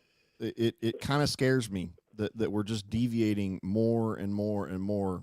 That's the way I read a lot of this. That we're deviating. What do you mean? That we're separating more and more between the conservatives and I don't know if you can call them liberals anymore, like whatever they are that they're doing. The freak show. You know, hopefully that doesn't mean that we don't maintain enough, control and enough sanity, but I don't know. I mean, I kind of given up trying to figure out what these people are thinking. All right, so go back to Lee again. Lee, margarita glass on the table. How do you feel? That's what made it feel like a first date. That's what made it cheesy beyond belief. Yeah. I think it's going to backfire. It seems, like I said, there's going to be enough, people making fun of this where he's sitting there looking longingly at him. You can imagine the caption. So I'm just saying, I don't think this is going to play out in the way he wanted to. And secondly, he's got people in Maryland directly affected by the criminal activity of illegal aliens. How dare he do this? Yeah, well, and I think that's a great point, and I think that's the contrast we saw the Trump administration bring in Rachel Marin, the victim of illegal alien crime. Her mom, Patty Marin, stood in the Oval Office and stood in the White House press room and pled her case as to why this same senator who was down there glomming onto the illegal alien who's in jail in El Salvador never once, it's her senator. I mean, she's from Maryland and wants to know why he never even bothered to say boo to her about losing her daughter. So my hope is that 5,000 more, 500 more, 2 more people that have been, diehard Democrats have finally, maybe this is an issue that they finally give up and go, these people are ridiculous. Maybe so. And that's where it starts. It starts with one, right? So I agree. We may not get Maryland back in the next election cycle, but we don't ever get it back by not converting some folks over to a more conservative view. All right, good enough. Let's do this. I got about 5 minutes left, so let's take question number 2. Totally different topic. I saw a story yesterday that I don't think is getting near the press time that it should. So Medal of Honor winner Dakota Meyer, he was a Marine who in 2009 just had basically some next level heroics that wound up saving like 36 lives and under heavy enemy fire at great risk to himself, was awarded the Medal of Honor. He got out of the Marine Corps a few years later. He's now had a almost 15-year break in service since he was awarded the Medal of Honor. He just re-enlisted in the Marines yesterday. So here's my question for you. Do you think this is an isolated incident of one guy who just wanted to get back in uniform, or is this a sign of something bigger? And I'll go with Butters first on it. So I think it's great for him to do it. Obviously, always a big fan of people stepping up and serving, particularly stepping back up and serving again. I could jokingly say I think he just wants to get in there and make all the officers salute him. But is this something that's going to be more and more? Are we going to see more guys coming back out that were part of the GWAT era? I don't know. I know personally speaking, the idea of truthfully going back in after what all has occurred and transpired. I don't know that we're going to see a big influx of folks. That's not even my question, really. I'm not asking, do you think we're going to have a bunch of old guys, a bunch of graybeards re-enlisting? I'm asking, do you think this is an indication that the military is seen as a place people want to go to now, as opposed to what it was for the last 4 years? Is Dakota Meyer a tip of the iceberg kind of thing, or is Dakota Meyer just one guy who wants to get back in uniform? Is my point. I think he certainly seems like a leader. he may have come to the conclusion that this is a good way to lead that message and to set an example. And so yeah, I think. All right, let me give Lee a couple minutes here. I'm almost out of time. So Lee, what do you think? Dakota Meyer, Medal of Honor, back in. What do you think about it? Well, I'd read in the Marine Corps Times, I think it was the article that I read, that he was asked by someone, a sergeant or something, should I re-enlist? I'm feeling like maybe, it's a different atmosphere now. And he said, I told him, yeah, I think you should. He said, and I took time to think about it and say, well, how am I telling somebody to do something that I'm not willing to do? And but I do believe that it is the atmosphere. It's the whole this feeling in the military right now is just energized, and you've got HEGSEF, SecDef, and you've got someone who really understands what these guys are going through day to day, and I think that makes a big difference. And I think he just looked at it and said, if I'm going to tell somebody to that he should sign back up, then I need to be looking at it myself. And I just really respect that. I think he's I think it was reserves, but still, I think he was an amazing soldier, and I think he's trying to again give back, and I love that. And I think he feels as if he has people above him that he can really respect. Well, and that's my thinking on it. I think this is a clear indication that it's seen now as being a place where he wanted to go back to. That if he'd want, I don't think he just suddenly woke up and said yesterday I want to go back. I wouldn't be surprised if he's missed it for the last several years, but wasn't about to go back in the way things were. But I think now, agreed. I think he's one of those. He may wind up becoming the recruiting poster. He may wind up being the guy who is constantly being called upon to speak to the masses. But we're also seeing recruiting numbers go through the roof. They just said the Army, by the way, has already recruited over half by January of this year. Had already recruited over half of its mission for the year. So since Trump got elected, things have dynamically changed. And I think personally that Dakota Meyer re-enlisting in the Marine Corps after a 15-year break in service is clearly the tip of the iceberg of a different sentiment, a different view, a different opportunity for people to join the ranks. Got to leave it there. Let's take that. We'll take a break right now. We're on Butters and Lee. That's round one. I asked them the questions. Round two, they asked me the questions. Oh boy. Y'all stay tuned. We will be right back.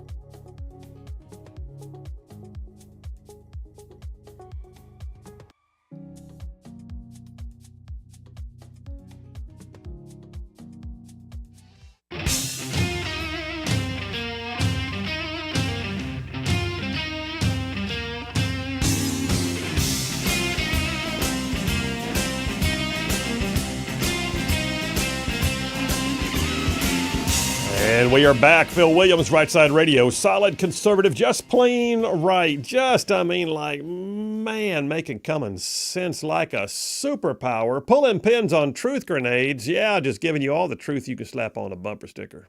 There you go. Oh, by the way, bulletproof influence. All right, let me go right back to the phones with Butters and Lee. So this is the part where they flip the script and they ask me questions, and I just wait to see how it is. I'm going to go ladies first on this one. So, Lee, what you got? So, just from your days in the Senate, how unusual is it that they had to do, 6 or 7 cloture votes yesterday, and they think they're going to have to do cloture votes for every vote here on out?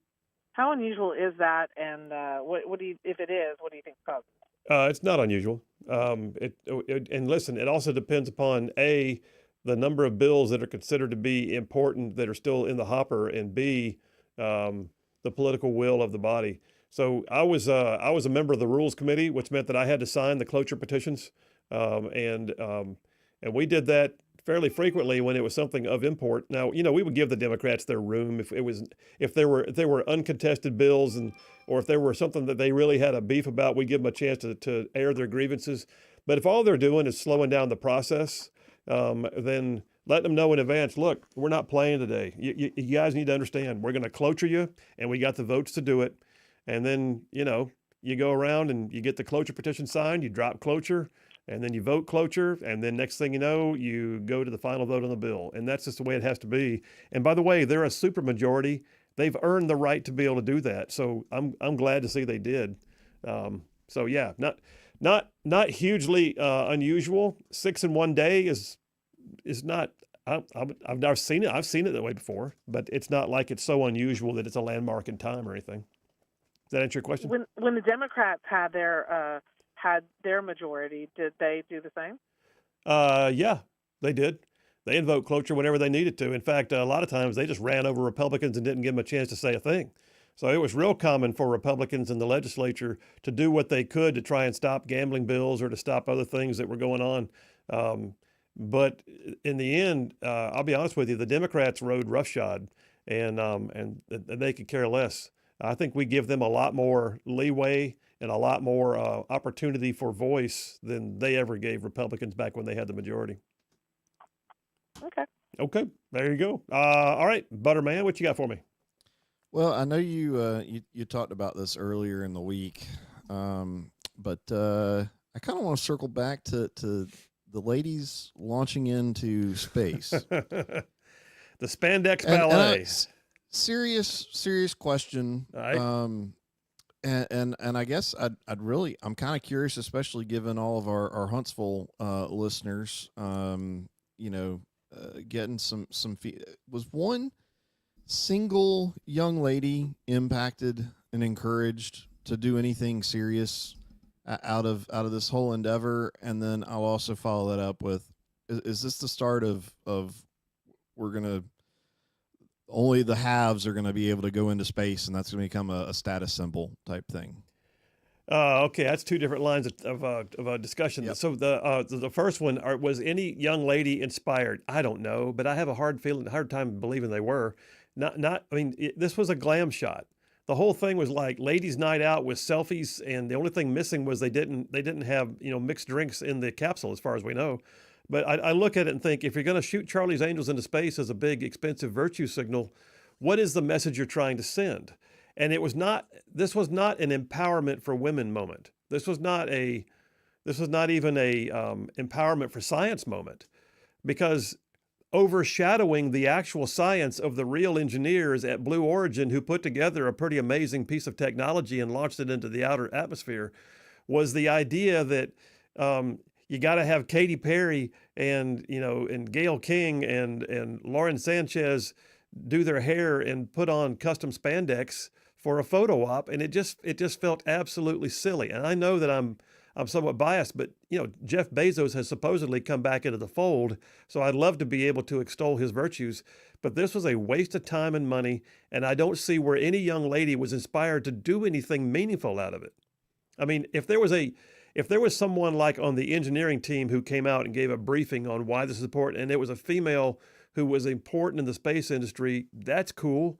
If they had actually piloted the capsule, that would be cool. But they were just strapped in and told not to touch anything. And then they came back down and then talked about getting in touch with their divine feminine, which is just weird. So to answer your question, I don't think my daughter was inspired. I doubt if yours were. In fact, I doubt if anybody's were. How about that? Well, so next question of true motives. With 30 seconds to go, what do you got? Yeah, is this? Are we going to start seeing this as a status symbol? Those that can afford to go into space or whatever, that's going to become a thing. Yes. Well, until the Millennium Falcon can be called junk because space travel is so common, then I think that I think what you're looking at is it's going to wind up being if you want to pay the price of admission, and you can, then you can fly into space. Otherwise, you have to be an actual certified NASA astronaut. So I don't see that being. I don't see it being cheap anytime soon. Do you? No. Yeah. So there you Hey, go. Phil. Hey, real quick, what you got? Hey, Phil, Yeah. there's never been more fake hair and silicone in space before, though. Never. Never. It was a spandex ballet, man. It was Charlie's Angels in space. All right. Love you both. Appreciate you. Butters and Lee, glad you were on. Glad we made up for yesterday. Phil Williams, Rightside Radio. Y'all stay tuned. Coming up next, JP on Sports.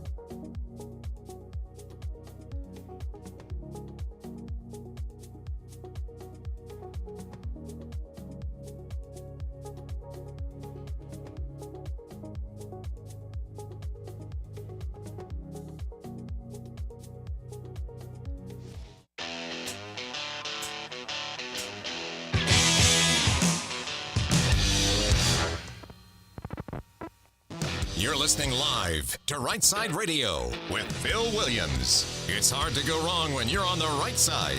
Rightside Radio. Solid, conservative, and just plain right.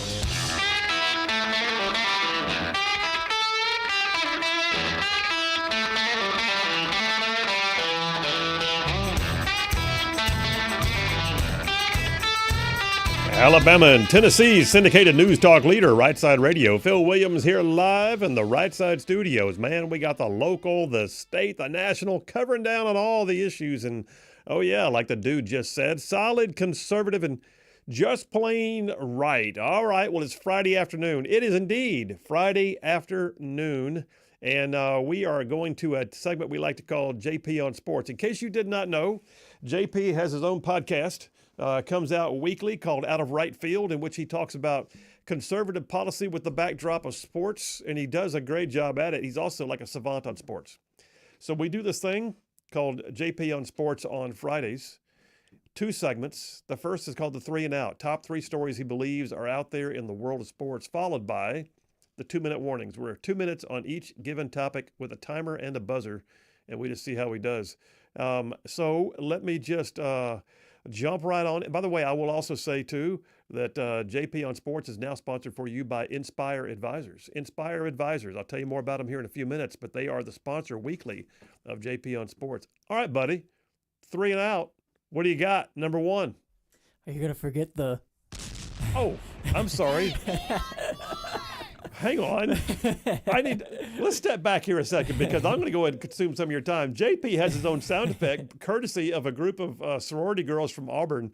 So, hit it.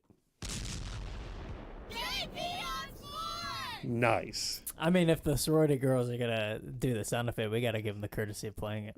Said the young guy who loves the fact that sorority girls did a sound effect. Take it away, buddy. So we got the NBA playoffs just started. We have the play-in series is going on right now. We actually got Hawks Heat tonight, and we also have the Grizzlies playing tonight. So Grizzlies Mavericks, so both teams in our listening area somewhat. But, I hate to be a downer or a hater per se, but I don't know. I feel like this is one of the least buzz, I feel the least amount of buzz around these NBA playoffs that I have in a long time. And, there's been a lot of talk about the NBA's going downhill because, you look and the stars are barely playing at all. The product, it seems like the players don't even care about the product at all anymore. I don't know. I was a kid. I grew up and the NBA playoffs were always must watch. From the Heat-Spurs rivalry with LeBron when he was on the Heat, and then you have the Cavs-Warriors rivalries in the 2010s. I just don't feel that same. It's just not must-watch TV anymore. I don't know. It's I'll be honest with you, with somebody who consumes sports as much as I do, I completely even forgot that the NBA playoffs were right now. It's crazy to me. And ESPN is dumping all these other leagues like MLB and UFC. Their ESPN contract just ended. They're probably not going to go back there. And ESPN's going all chips in on the NBA, where I don't know. I just feel like the product is not as good like it used to be. So I don't know. I hate to be a downer on that, but it's I don't know. The playoffs just don't have the same feel anymore. I can't let you get away from this topic then without asking you, why do you think that is? Well, first of all, the NBA guys are the most paid athletes out of everybody. And, MLB is getting up there. We have the top-heavy, like Shohei Ohtani in the MLB, but on a wide scale, NBA, those guys make the most out of everybody. And I feel like a lot of them are starting to get entitled. They're having to start to put in, rules to where guys can't, quote, load manage. I'm like, my ankle feels I think I'm just going to be out a week or two. And it's a lot of that's just happening. You turn the TV on and there's a good chance the star of that team is not playing just because they don't feel like it. And I don't know. It's that, and the product isn't just as good. It's becoming more lazy. If you look at the product of the game itself, they used to have really a great song to lead into the playoffs. The court would always be specially decorated. It's like they actually cared about the playoffs. Now you turn on, it's like, yep, NBA playoffs brought to you by YouTube TV, and it's just written.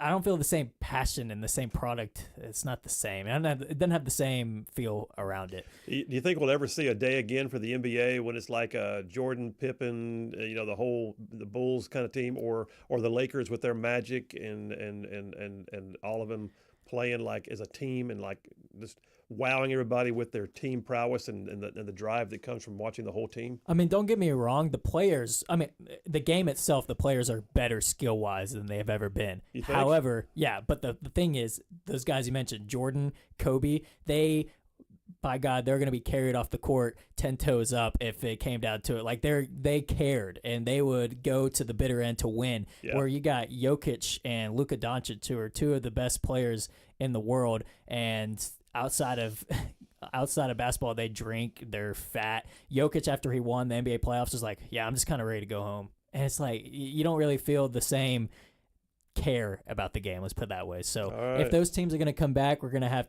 players, actually be invested and care about winning. So, all right, that's one. What's two? WrestleMania 41 is this weekend. WrestleMania 41. You went yes. NBA playoffs to WrestleMania 41. WrestleMania 41. But there's a reason I said that. This is a big WrestleMania. So John Cena is having his last match this WrestleMania. John Cena, his last match ever. He's retiring, and so he says. Yeah, well, I think it's legit. I don't know. So I was a kid. I was John Cena for Halloween growing up. I was a John Cena kid.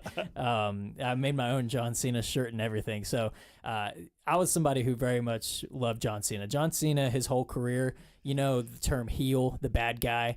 John Cena was always the good guy. He was the generational good guy, they say, or quote, babyface. And for his last match ever, they decided to turn him into a bad guy. So now, for the first time in John Cena's career, his last match ever, he's turned heel. And so now it's caught the wrestling world by storm. And the clip of him, quote, turning heel is, I think, their most viral video ever. So he's going up against Cody Rhodes for the WWE Championship, which, by the way, John Cena is tied for the most ever title wins with Ric Flair at 16. If he wins this one for his last match ever, he will then be the sole record holder, passing Ric Flair for the record for most titles held. So I'd say it's a pretty. You watching? Well, the problem is it's Easter Sunday, and is when they're doing it, so it's kind of hard to watch. I'm sure I'll catch the replay of it, but part of me wants to watch it though, because the kid in me has to watch John Cena's last match ever. I mean, come on, So. All right, that's 1 and 2. You went from NBA playoffs to WWE SmackDown. What do you got next? All right, so this has been a big story that we've been following. It's kind of that area where politics and sports merge. So Pam Bondi announced they will be suing the state of Maine for refusing to comply with the executive order to keep men out of women's sports. Yep. If y'all remember, Janet Mills, the governor of Maine, that had the public spat with Trump where she said, we'll see you in court over this exact matter. And Trump, said, oh, yeah, and that'll be an easy one. So it looks like they're going to court over it. And Maine was the Maine state, no pun intended, that did not comply with Trump's order. So we'll see. I don't know. I feel like this is one that the Trump administration should win pretty handedly. But this is a big one, I think. I think this is a big lawsuit because if the Trump administration does win, then that sets a precedent for all the other states, the Californias, the Colorados, the Washingtons. It's like that sets a precedent of like, now you guys have to get in order. And like I said, Maine has been the main one that's fought it. Although, states like California, and then we're still seeing high school athletes, the high school girls that are losing to guys in state track meets and, stuff like that. So it's very much still happening, very much still prominent. So I think this is important to have this lawsuit so that in the long term, that precedent can be set of you don't have an option. Like you have to comply with federal law on this. So I'm looking forward to see the Trump administration win that case because it's nonsense. And I'm tired now that we had the Protection of Women and Girls Sports Act not get past the Senate and that gets signed into law. This becomes ever more important, to set that precedent. So. Yeah, that's huge. And I saw the press conference. Pam Bondi was joined at the press conference by Riley Gaines and by Laurel Libby, the Maine state representative who was on our show right when all that hit. And I believe Laurel Libby has her own lawsuit against her own state right now because they have denied her the ability to even vote or speak on the House floor as an elected representative because she dared to call out transgenders in sports. They demanded an open apology or she won't be allowed. She's been censured and not allowed to vote or speak on behalf of her constituents. And I hope they get smacked down for that one too. Like hard. Yeah. Like real hard. I expect they will. And they have it coming. They do have it coming. Yeah. They deserve everything they get out of it. But we also need this for a nationwide view of what Title IX really means. Yep, I agree. All right, brother, that is the first round. That's 3 and out. You did good. That was perfect timing. So hitting the break right now, coming right back, we'll do JP on Sports with round number 2. That's where the 2-minute warning takes place. 2 minutes each topic, a timer, a buzzer. Phil Williams, Right Side Radio. We'll be right back.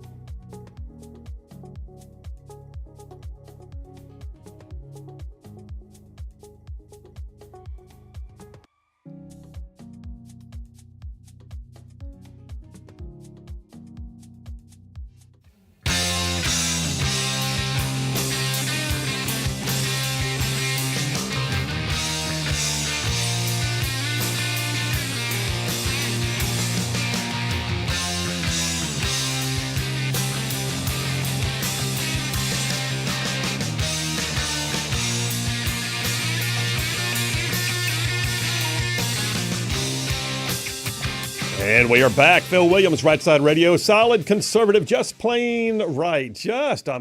Man, saving the world one soundbite at a time. All right, we're back for round number 2 of JP on Sports. We call this one the 2-minute warning. I've got a timer and a buzzer. 2 minutes on anything sports related. Ready, go. So I talked about this last week. I did my out of right field on this as well. But the first ever NIL holdout from Nico Imaleava at Tennessee took place. That bugged me. Yeah, and so he held out from practice, didn't show up to practice amid NIL negotiations, and everybody's looking at how Tennessee was going to respond. And Tennessee pretty much didn't budge and said, fine, see ya. And then he went out and tested the markets to see where he could go to get the money, quote, he deserved. And the market did not respond to him very favorably. And I think this sets a tone, though, of the grass isn't always greener on the other side. I think the players assume, well, if you don't pay me, somebody will. Well, Nico ended up going to UCLA, going back home, and he signed for $1.5 million, which is less than Tennessee was paying him in the first place. But then you take into account state income tax from California, and he's making like $800,000. So not only is he getting less money than Tennessee was paying in the first place, he's going to the most taxed state in America and getting even less than that. So the bottom line is the grass was not greener. Nico ended up in a worse position money-wise, and this was a complete whiff by him and his team, I believe. So I think Tennessee, good on them for sticking to what they believe and standing strong. And like I said, ultimately, I think Tennessee won in this scenario, I would say. I think college sports won. Yes. And I think, too, you mentioned he and his team. Mm-hmm. I think what happened was he put his negotiation team over his actual team. And his dad. Yes. I think the whole family was glomming onto some money here. Yeah. It was a sick situation. Yep, I agree. So he went to who? UCLA. So he's going to phrase this as, I'm going back home, where that may be true, but you're going back home with even less money in the first place. So, yeah, good luck with that. Yeah, no doubt. Plus on a worse team, too, by the way. There it is. All right, that's the buzzer. Hit the timer and go again. So Lee Corso has announced his retirement from College Game Day. The iconic Lee Corso he had his iconic headgear thing that took fire, and I mean that was his shtick. He picked his team that he was at that day when wearing the mascot's headgear and all. But I mean, I do think it's time. It was kind of sad to see him. He obviously it's evident he loved what he did, but just the bottom line was he was reaching his time to hang it up. He didn't have the same wit and the same humor as he did, and I know it was hard on him to keep traveling like he was at his age to all the places around the nation. So I do think it was time. I have to say, though, they got to retire the headgear segment with him. You can't have anybody else do the headgear pick on College Game Day without Lee Corso there. And I know one thing, Saban is not going to be the guy to do that. Saban is not going to be the guy to put on the headgear. McAfee, I bet, probably would if they wanted him to, but you got to retire that too. You got to send that with Lee Corso. So bottom line is, I do also think, I mentioned this to you in the break, that may be part of the reason they had Saban come on this last year, to be kind of the test run for Lee Corso's replacement. Yeah. He's not going to be the same guy, but the older coach, I think he will fill that role that Lee Corso had on the show. So I think that timing set up, I think they knew Lee Corso's time was coming to an end. That's kind of why they brought Saban on to fill that role. So they're going to do like the opening of the season, and then he's going to retire after one game. So the opening game of the year will be his last show to have a proper send-off for Lee Corso. Wow. That's the end of an era. It is an end of an era. I mean, I was almost 20 years or a little more than that maybe. He's been on the show. I think this is like 18th year he's done it. So, yeah, definitely an end of an era for sure. Who's next in line? Terry Bradshaw, or somebody's going to be retiring from sports commentating? I don't know what's going to happen. Probably. I would say, yeah. Of course, he's probably about due, too. He's about due, yes. That's it. There you go. All right. Reset the clock. You got a little bit of time left. Take it. Jake Paul has another boxing fight. If y'all remember, Jake Paul and Mike Tyson just had if you want to call it a fight, it was more of just a dance in the ring. It wasn't much of a fight. But Jake Paul has a new opponent. It is also another former world champion boxer who is very much older than Jake Paul. He will be fighting Julio Cesar Chavez Jr. Really? So obviously the son of the former boxer Julio Cesar Chavez, but Julio Cesar Chavez Jr. is a former world champion who has been retired for quite some time. And this does not help the narrative from Jake Paul doubters that the one guy Jake Paul fought his age, he lost to. So he looks like he's continuing to pick on the older guys, bringing them out of their retirement home for money and a money grab.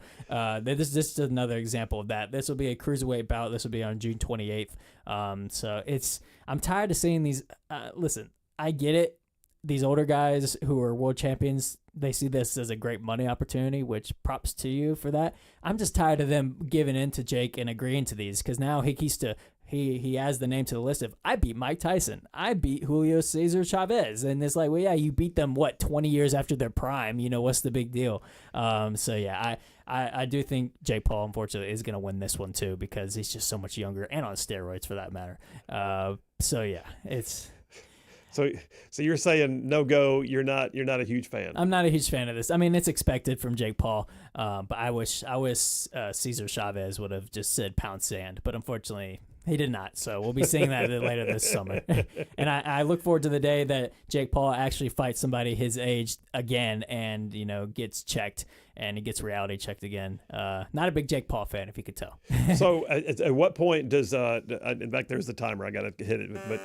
At what point does the World Boxing Federations, when do they step in and go, all right, enough of this? Well, it's interesting. The commission, boxing commissions, wherever these are held, continue to approve these fights. I wouldn't have approved Mike Tyson to get in the ring with Jake Paul. I don't know how he got approved by commission to do that. So as long as the commissions keep approving it, it's just going to keep happening. So unfortunately. I heard Muhammad Ali is being resurrected to come back and fight Jake Paul. Yeah, it would not surprise me. The memes are writing themselves right now. Yeah, Chuck Norris wants to go. Yeah, I'd like to see that. Jake Paul would get checked by him. Just don't mess with the myth. No, Chuck Norris. Do not mess with Chuck Norris. All right, how much time we got left? Here comes the music. There it is. That's JP on Sports, man. That went by fast. All right, listen, we're coming up next. We're going to take you into the final go-home half hour of Rightside Radio on a good Friday afternoon. Phil Williams, Rightside Radio. Y'all stay tuned. We will be right back.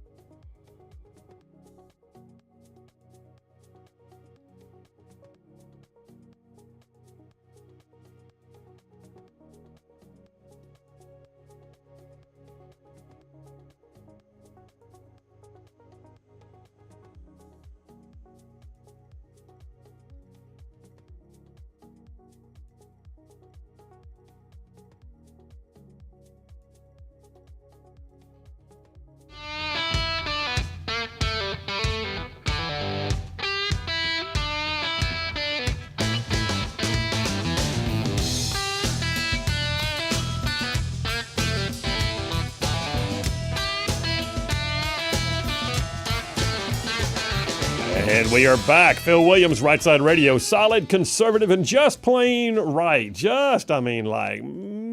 Covering down on some major ground across the southeast U.S. of A. Y'all are talking about this show. Whew. Goes from like Huntsville back over to Chattanooga. I'm talking about from Tuscaloosa back over to Gadsden. I mean all the way down to that loveliest little village on the plains they call Auburn, straight across the border from there to what we now also again call Fort Benning. And then, oh, by the way, big old patches of North Georgia and Mississippi all thrown in just for good measure.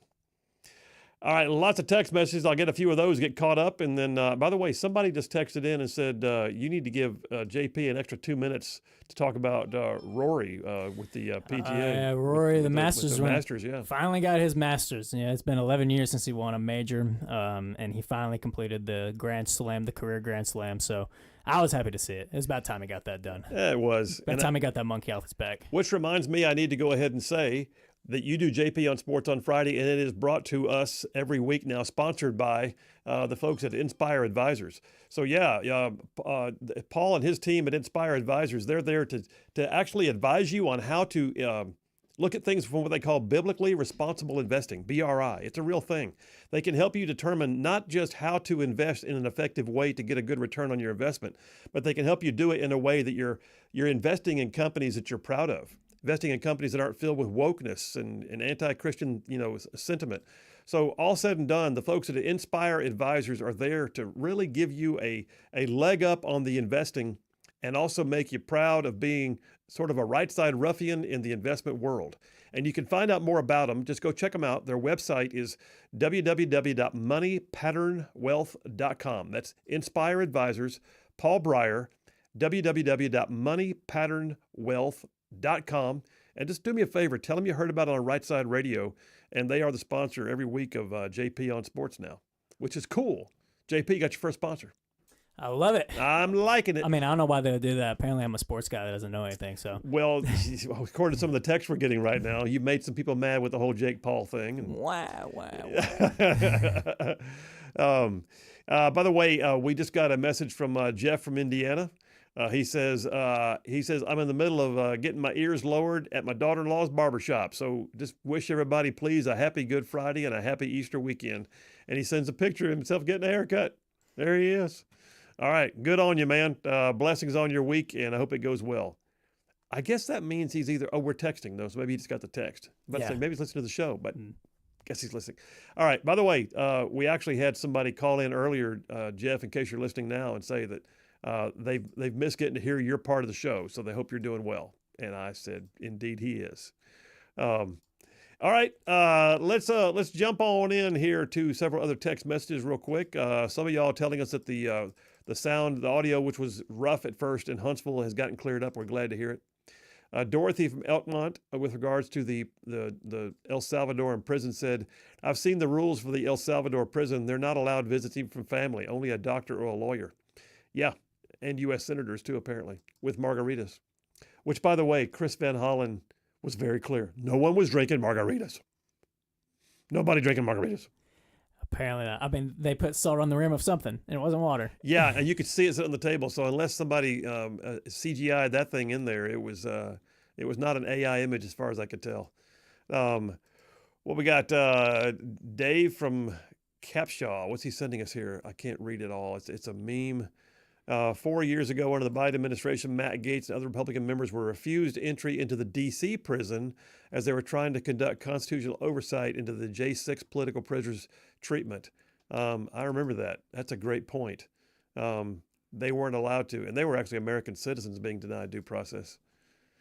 Yellow Dog Mike from Huntsville. Let me ask you this, JP. Have you ever seen anybody could cram more liberal tripe into one text than Yellow Dog? Nah. And it's always something about you or your MAGA cultist or Hitler or something. Yeah. So listen, y'all gonna love this. Yellow Dog Mike from Huntsville. You guys saying that Senator Van Hollen was drinking a margarita is a flat out lie. It's like eating cats and dogs lie you spread. Your dear leader is about to dump Ukraine. I thought it would be settled on day one. Can I book a room at the Trump Gaza soon? I need a vacation. I can't believe you're a vet and you bootlick for a 5-time draft dodger who has no trouble golfing. You and your MAGA cultists are a disgrace. JP, you're being held hostage by the Hitler Youth. Blink twice, we'll send a SEAL team. Can I get a womp wah or something? What sound effect you want for him? I just give it. Nice. The only one laughing is us. Alan from Arab said, did the guy have a favorite restaurant he went to visit down there? Maybe they had good food. That's talking about the trip to the restaurant with Van Hollen and Abrego Garcia.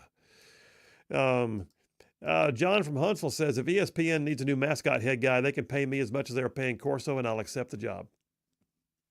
Fair? I think anybody would. I think so.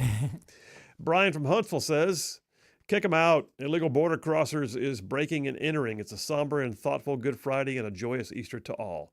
That's a great segue for what I'm going to close the show on. So yes, it is Good Friday. I'm going to take you all the way to the top of the hour with some thoughts on this. I think that leadership makes a difference. There's an old phrase that as goes the king, so goes the country, right? And I say that in relation to what we've been experiencing this week with the leadership of the Trump administration on matters of faith. I am not saying that Trump is not accommodating the fact that other people have other faiths. He's never said you can't have your faith. But he's saying he has his. That's the difference. Biden tried to pretend that he was a practicing Catholic. You know what? I shouldn't say it that way because I don't know. Maybe he's just misguided and thinks he is. But under Joe Biden's administration last year, we watched Easter have to share its official time under the Biden administration with the Transgender Day of Visibility, which was just, it was obnoxious. It was a slight. It was indifferent. It was also a lack of leadership because all of the LGBTQ activists who asked for it to be assigned knew exactly what they were doing. And Joe Biden's administration caved to that because they couldn't understand the fact that there are times when there are certain things that don't have to be touched. You're allowed to say, hey, no, gay activists, we're not going to do that. We'll treat you special another day, but that is actually one of the most special days for most of the world in terms of faith. They didn't do that. This week, though, we've seen quite the change. This week, the Trump administration has been very clear. And I've got a couple things I want to go through. And I'll tell you, the as goes the king, so goes the country thing. President Trump issued a proclamation for Easter earlier this week. And in it, he made no bones about his belief that Jesus Christ is the Messiah and that he was crucified, died, and then rose from the dead on the third day. And this week, he hosted a series of events. One of the most significant being Wednesday night, they had a staff worship service at the White House. Franklin Graham came and spoke, along with Pastor Greg Laurie and another pastor, Jansen, I believe, and then the Liberty University sent their choir to sing. Franklin Graham delivered his comments, and he looked over at the president at one point, and he said this. He said, Mr. President, there's been a spiritual drought in this city for a few years. So I'm very grateful for the Easter declaration that you put out. Because Trump's Easter presidential message was he and his wife Melania celebrating, this is a quote, celebrating the crucifixion and resurrection of our Lord and Savior Jesus Christ, the living Son of God. And they actually set up a White House faith office to talk about how to observe. Why does that mean? That matters because it's not just faith, it's faith with leadership. There's a passage, I believe it's in 1 Kings 22 and 23. King Josiah took the throne at the age of 8 in Israel. His father had been just a complete knucklehead of a king, had led the country completely astray. It was so bad. I talked about it the other day. It was so bad that Israel had forgotten what the temple was even for the most part. The temple was filled with male prostitutes, pagan idols, and it was falling into disrepair. And by the time he was 20-ish, 20-something, Josiah decided to at least repair the temple. So he sent some workers down there to take care of it. And in the course of doing so, they found something. They called it a book. And Shaphan the scribe, who worked for the king, brought it and said, the workers at the temple have found a book. And that's all he said, have found a book. That book was the Torah, the Bible, the Jewish Bible. It was basically the Old Testament written by Moses. And the king didn't know what it was. The king of Israel didn't even know what the Bible was. They had gotten so far removed from their faith that the king didn't even know what the Bible was. But it says that when he read it and he realized what he had in his hands, that it moved him incredibly. At that point, Scripture says Josiah got the people together and he read it to them personally. And he told them, this is what we're going to do. He tore down the idols. He kicked out the male prostitutes from the temple. He repaired the temple. Scripture says at the end of 1 Kings 23 that no king before or no king after him has ever served the Lord like Josiah. Out of all the people in the Bible, out of all the great men of the Lord, nobody, it says, had a eulogy like him. That's amazing. And what it also says is leadership. Leadership leads people back to faith. People look and they see what's going on. They looked and saw what was happening this past 4 years. The level of disdain and at the very least indifference to the idea of the Christian faith being supported by the office of the presidency was just amazing. And now we're on a completely different wavelength. And I think it's imperative that we understand that what we're watching right now is a part of what we voted for.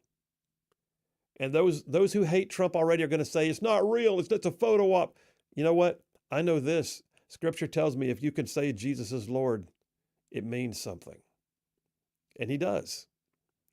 So what I'm going to do right now is in a minute, I'm going to take a break and I'm going to come back from this break and I don't usually play a sound clip this long, but I think it's important for us to end the show on Good Friday hearing what Donald Trump himself said Wednesday night at the White House.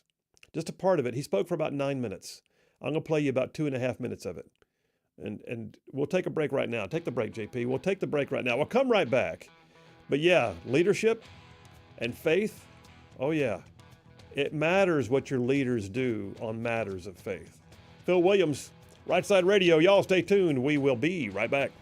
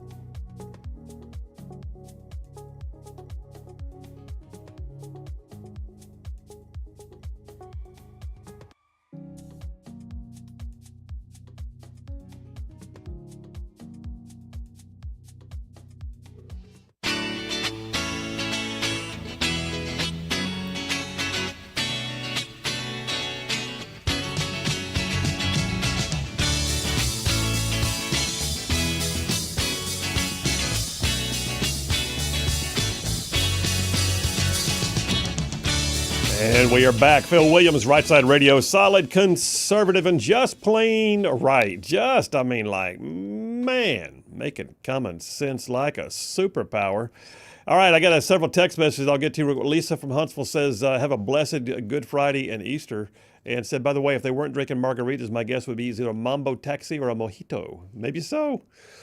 Anita from Hatton, Alabama says, does this Maryland mess fall under Logan's Law or Logan? I think she means the Logan Act. And I don't know the answer to that question, but I'm going to check it out.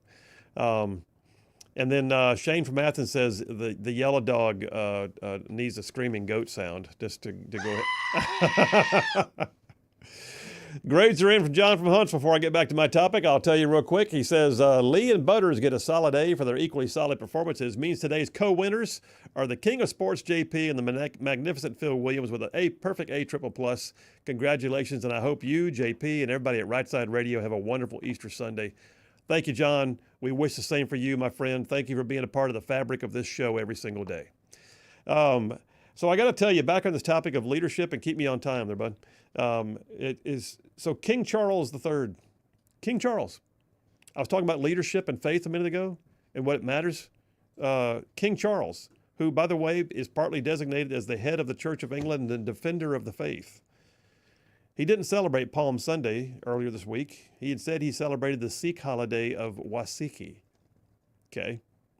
He also issued a rather obligatory Easter statement, but in it he used the opportunity to extol the virtues of Islam. I kid you not.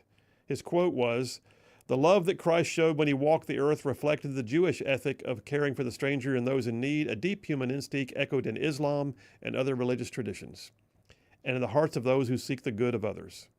That's the most tepid. Can't we all just coexist?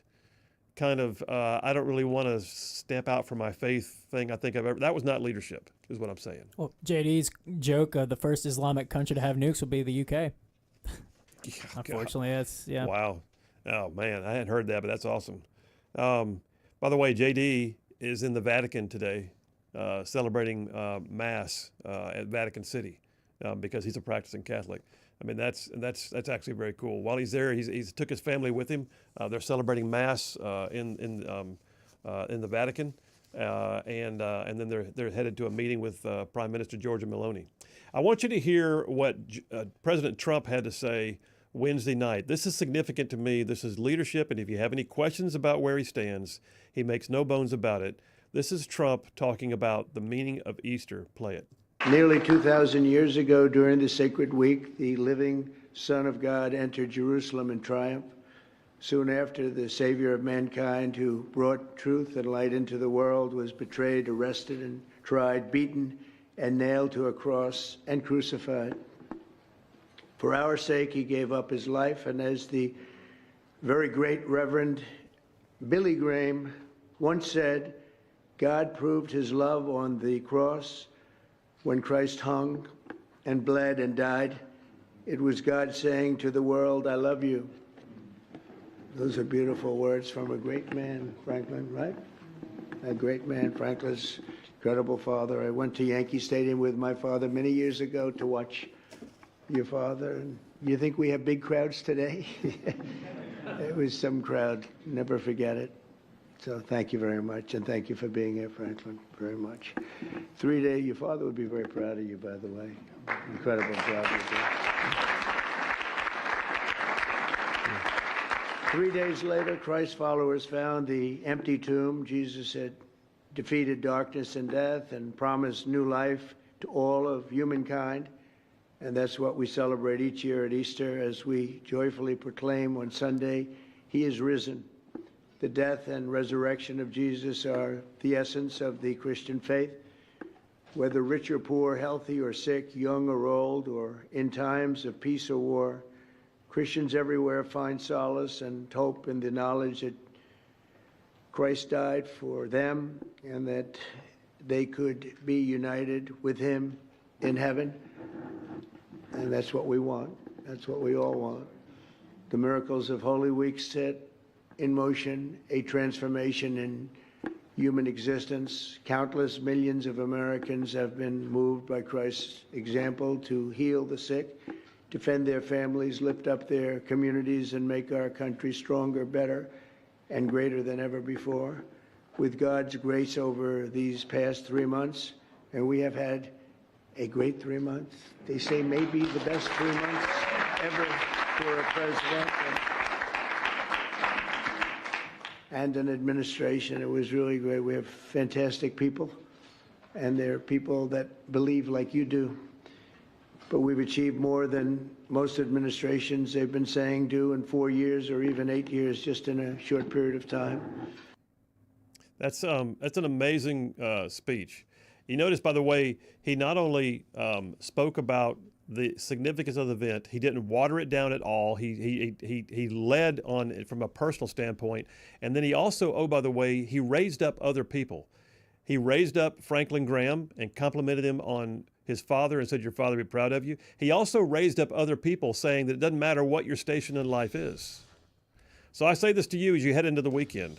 I do believe that Jesus is Lord, and I do believe that is meaningful not just for me, that's for you. That's for all of us. And this Easter weekend, I encourage you, spend some time in church, spend some time in reflection, and get in touch with the guy who sent his son because he loves you so much, and there's nothing you can do to change that. God is still on his throne, and there's more of us than there are of them. And oh, by the way, stay in the fight. We will see you Monday. Have a great Easter weekend.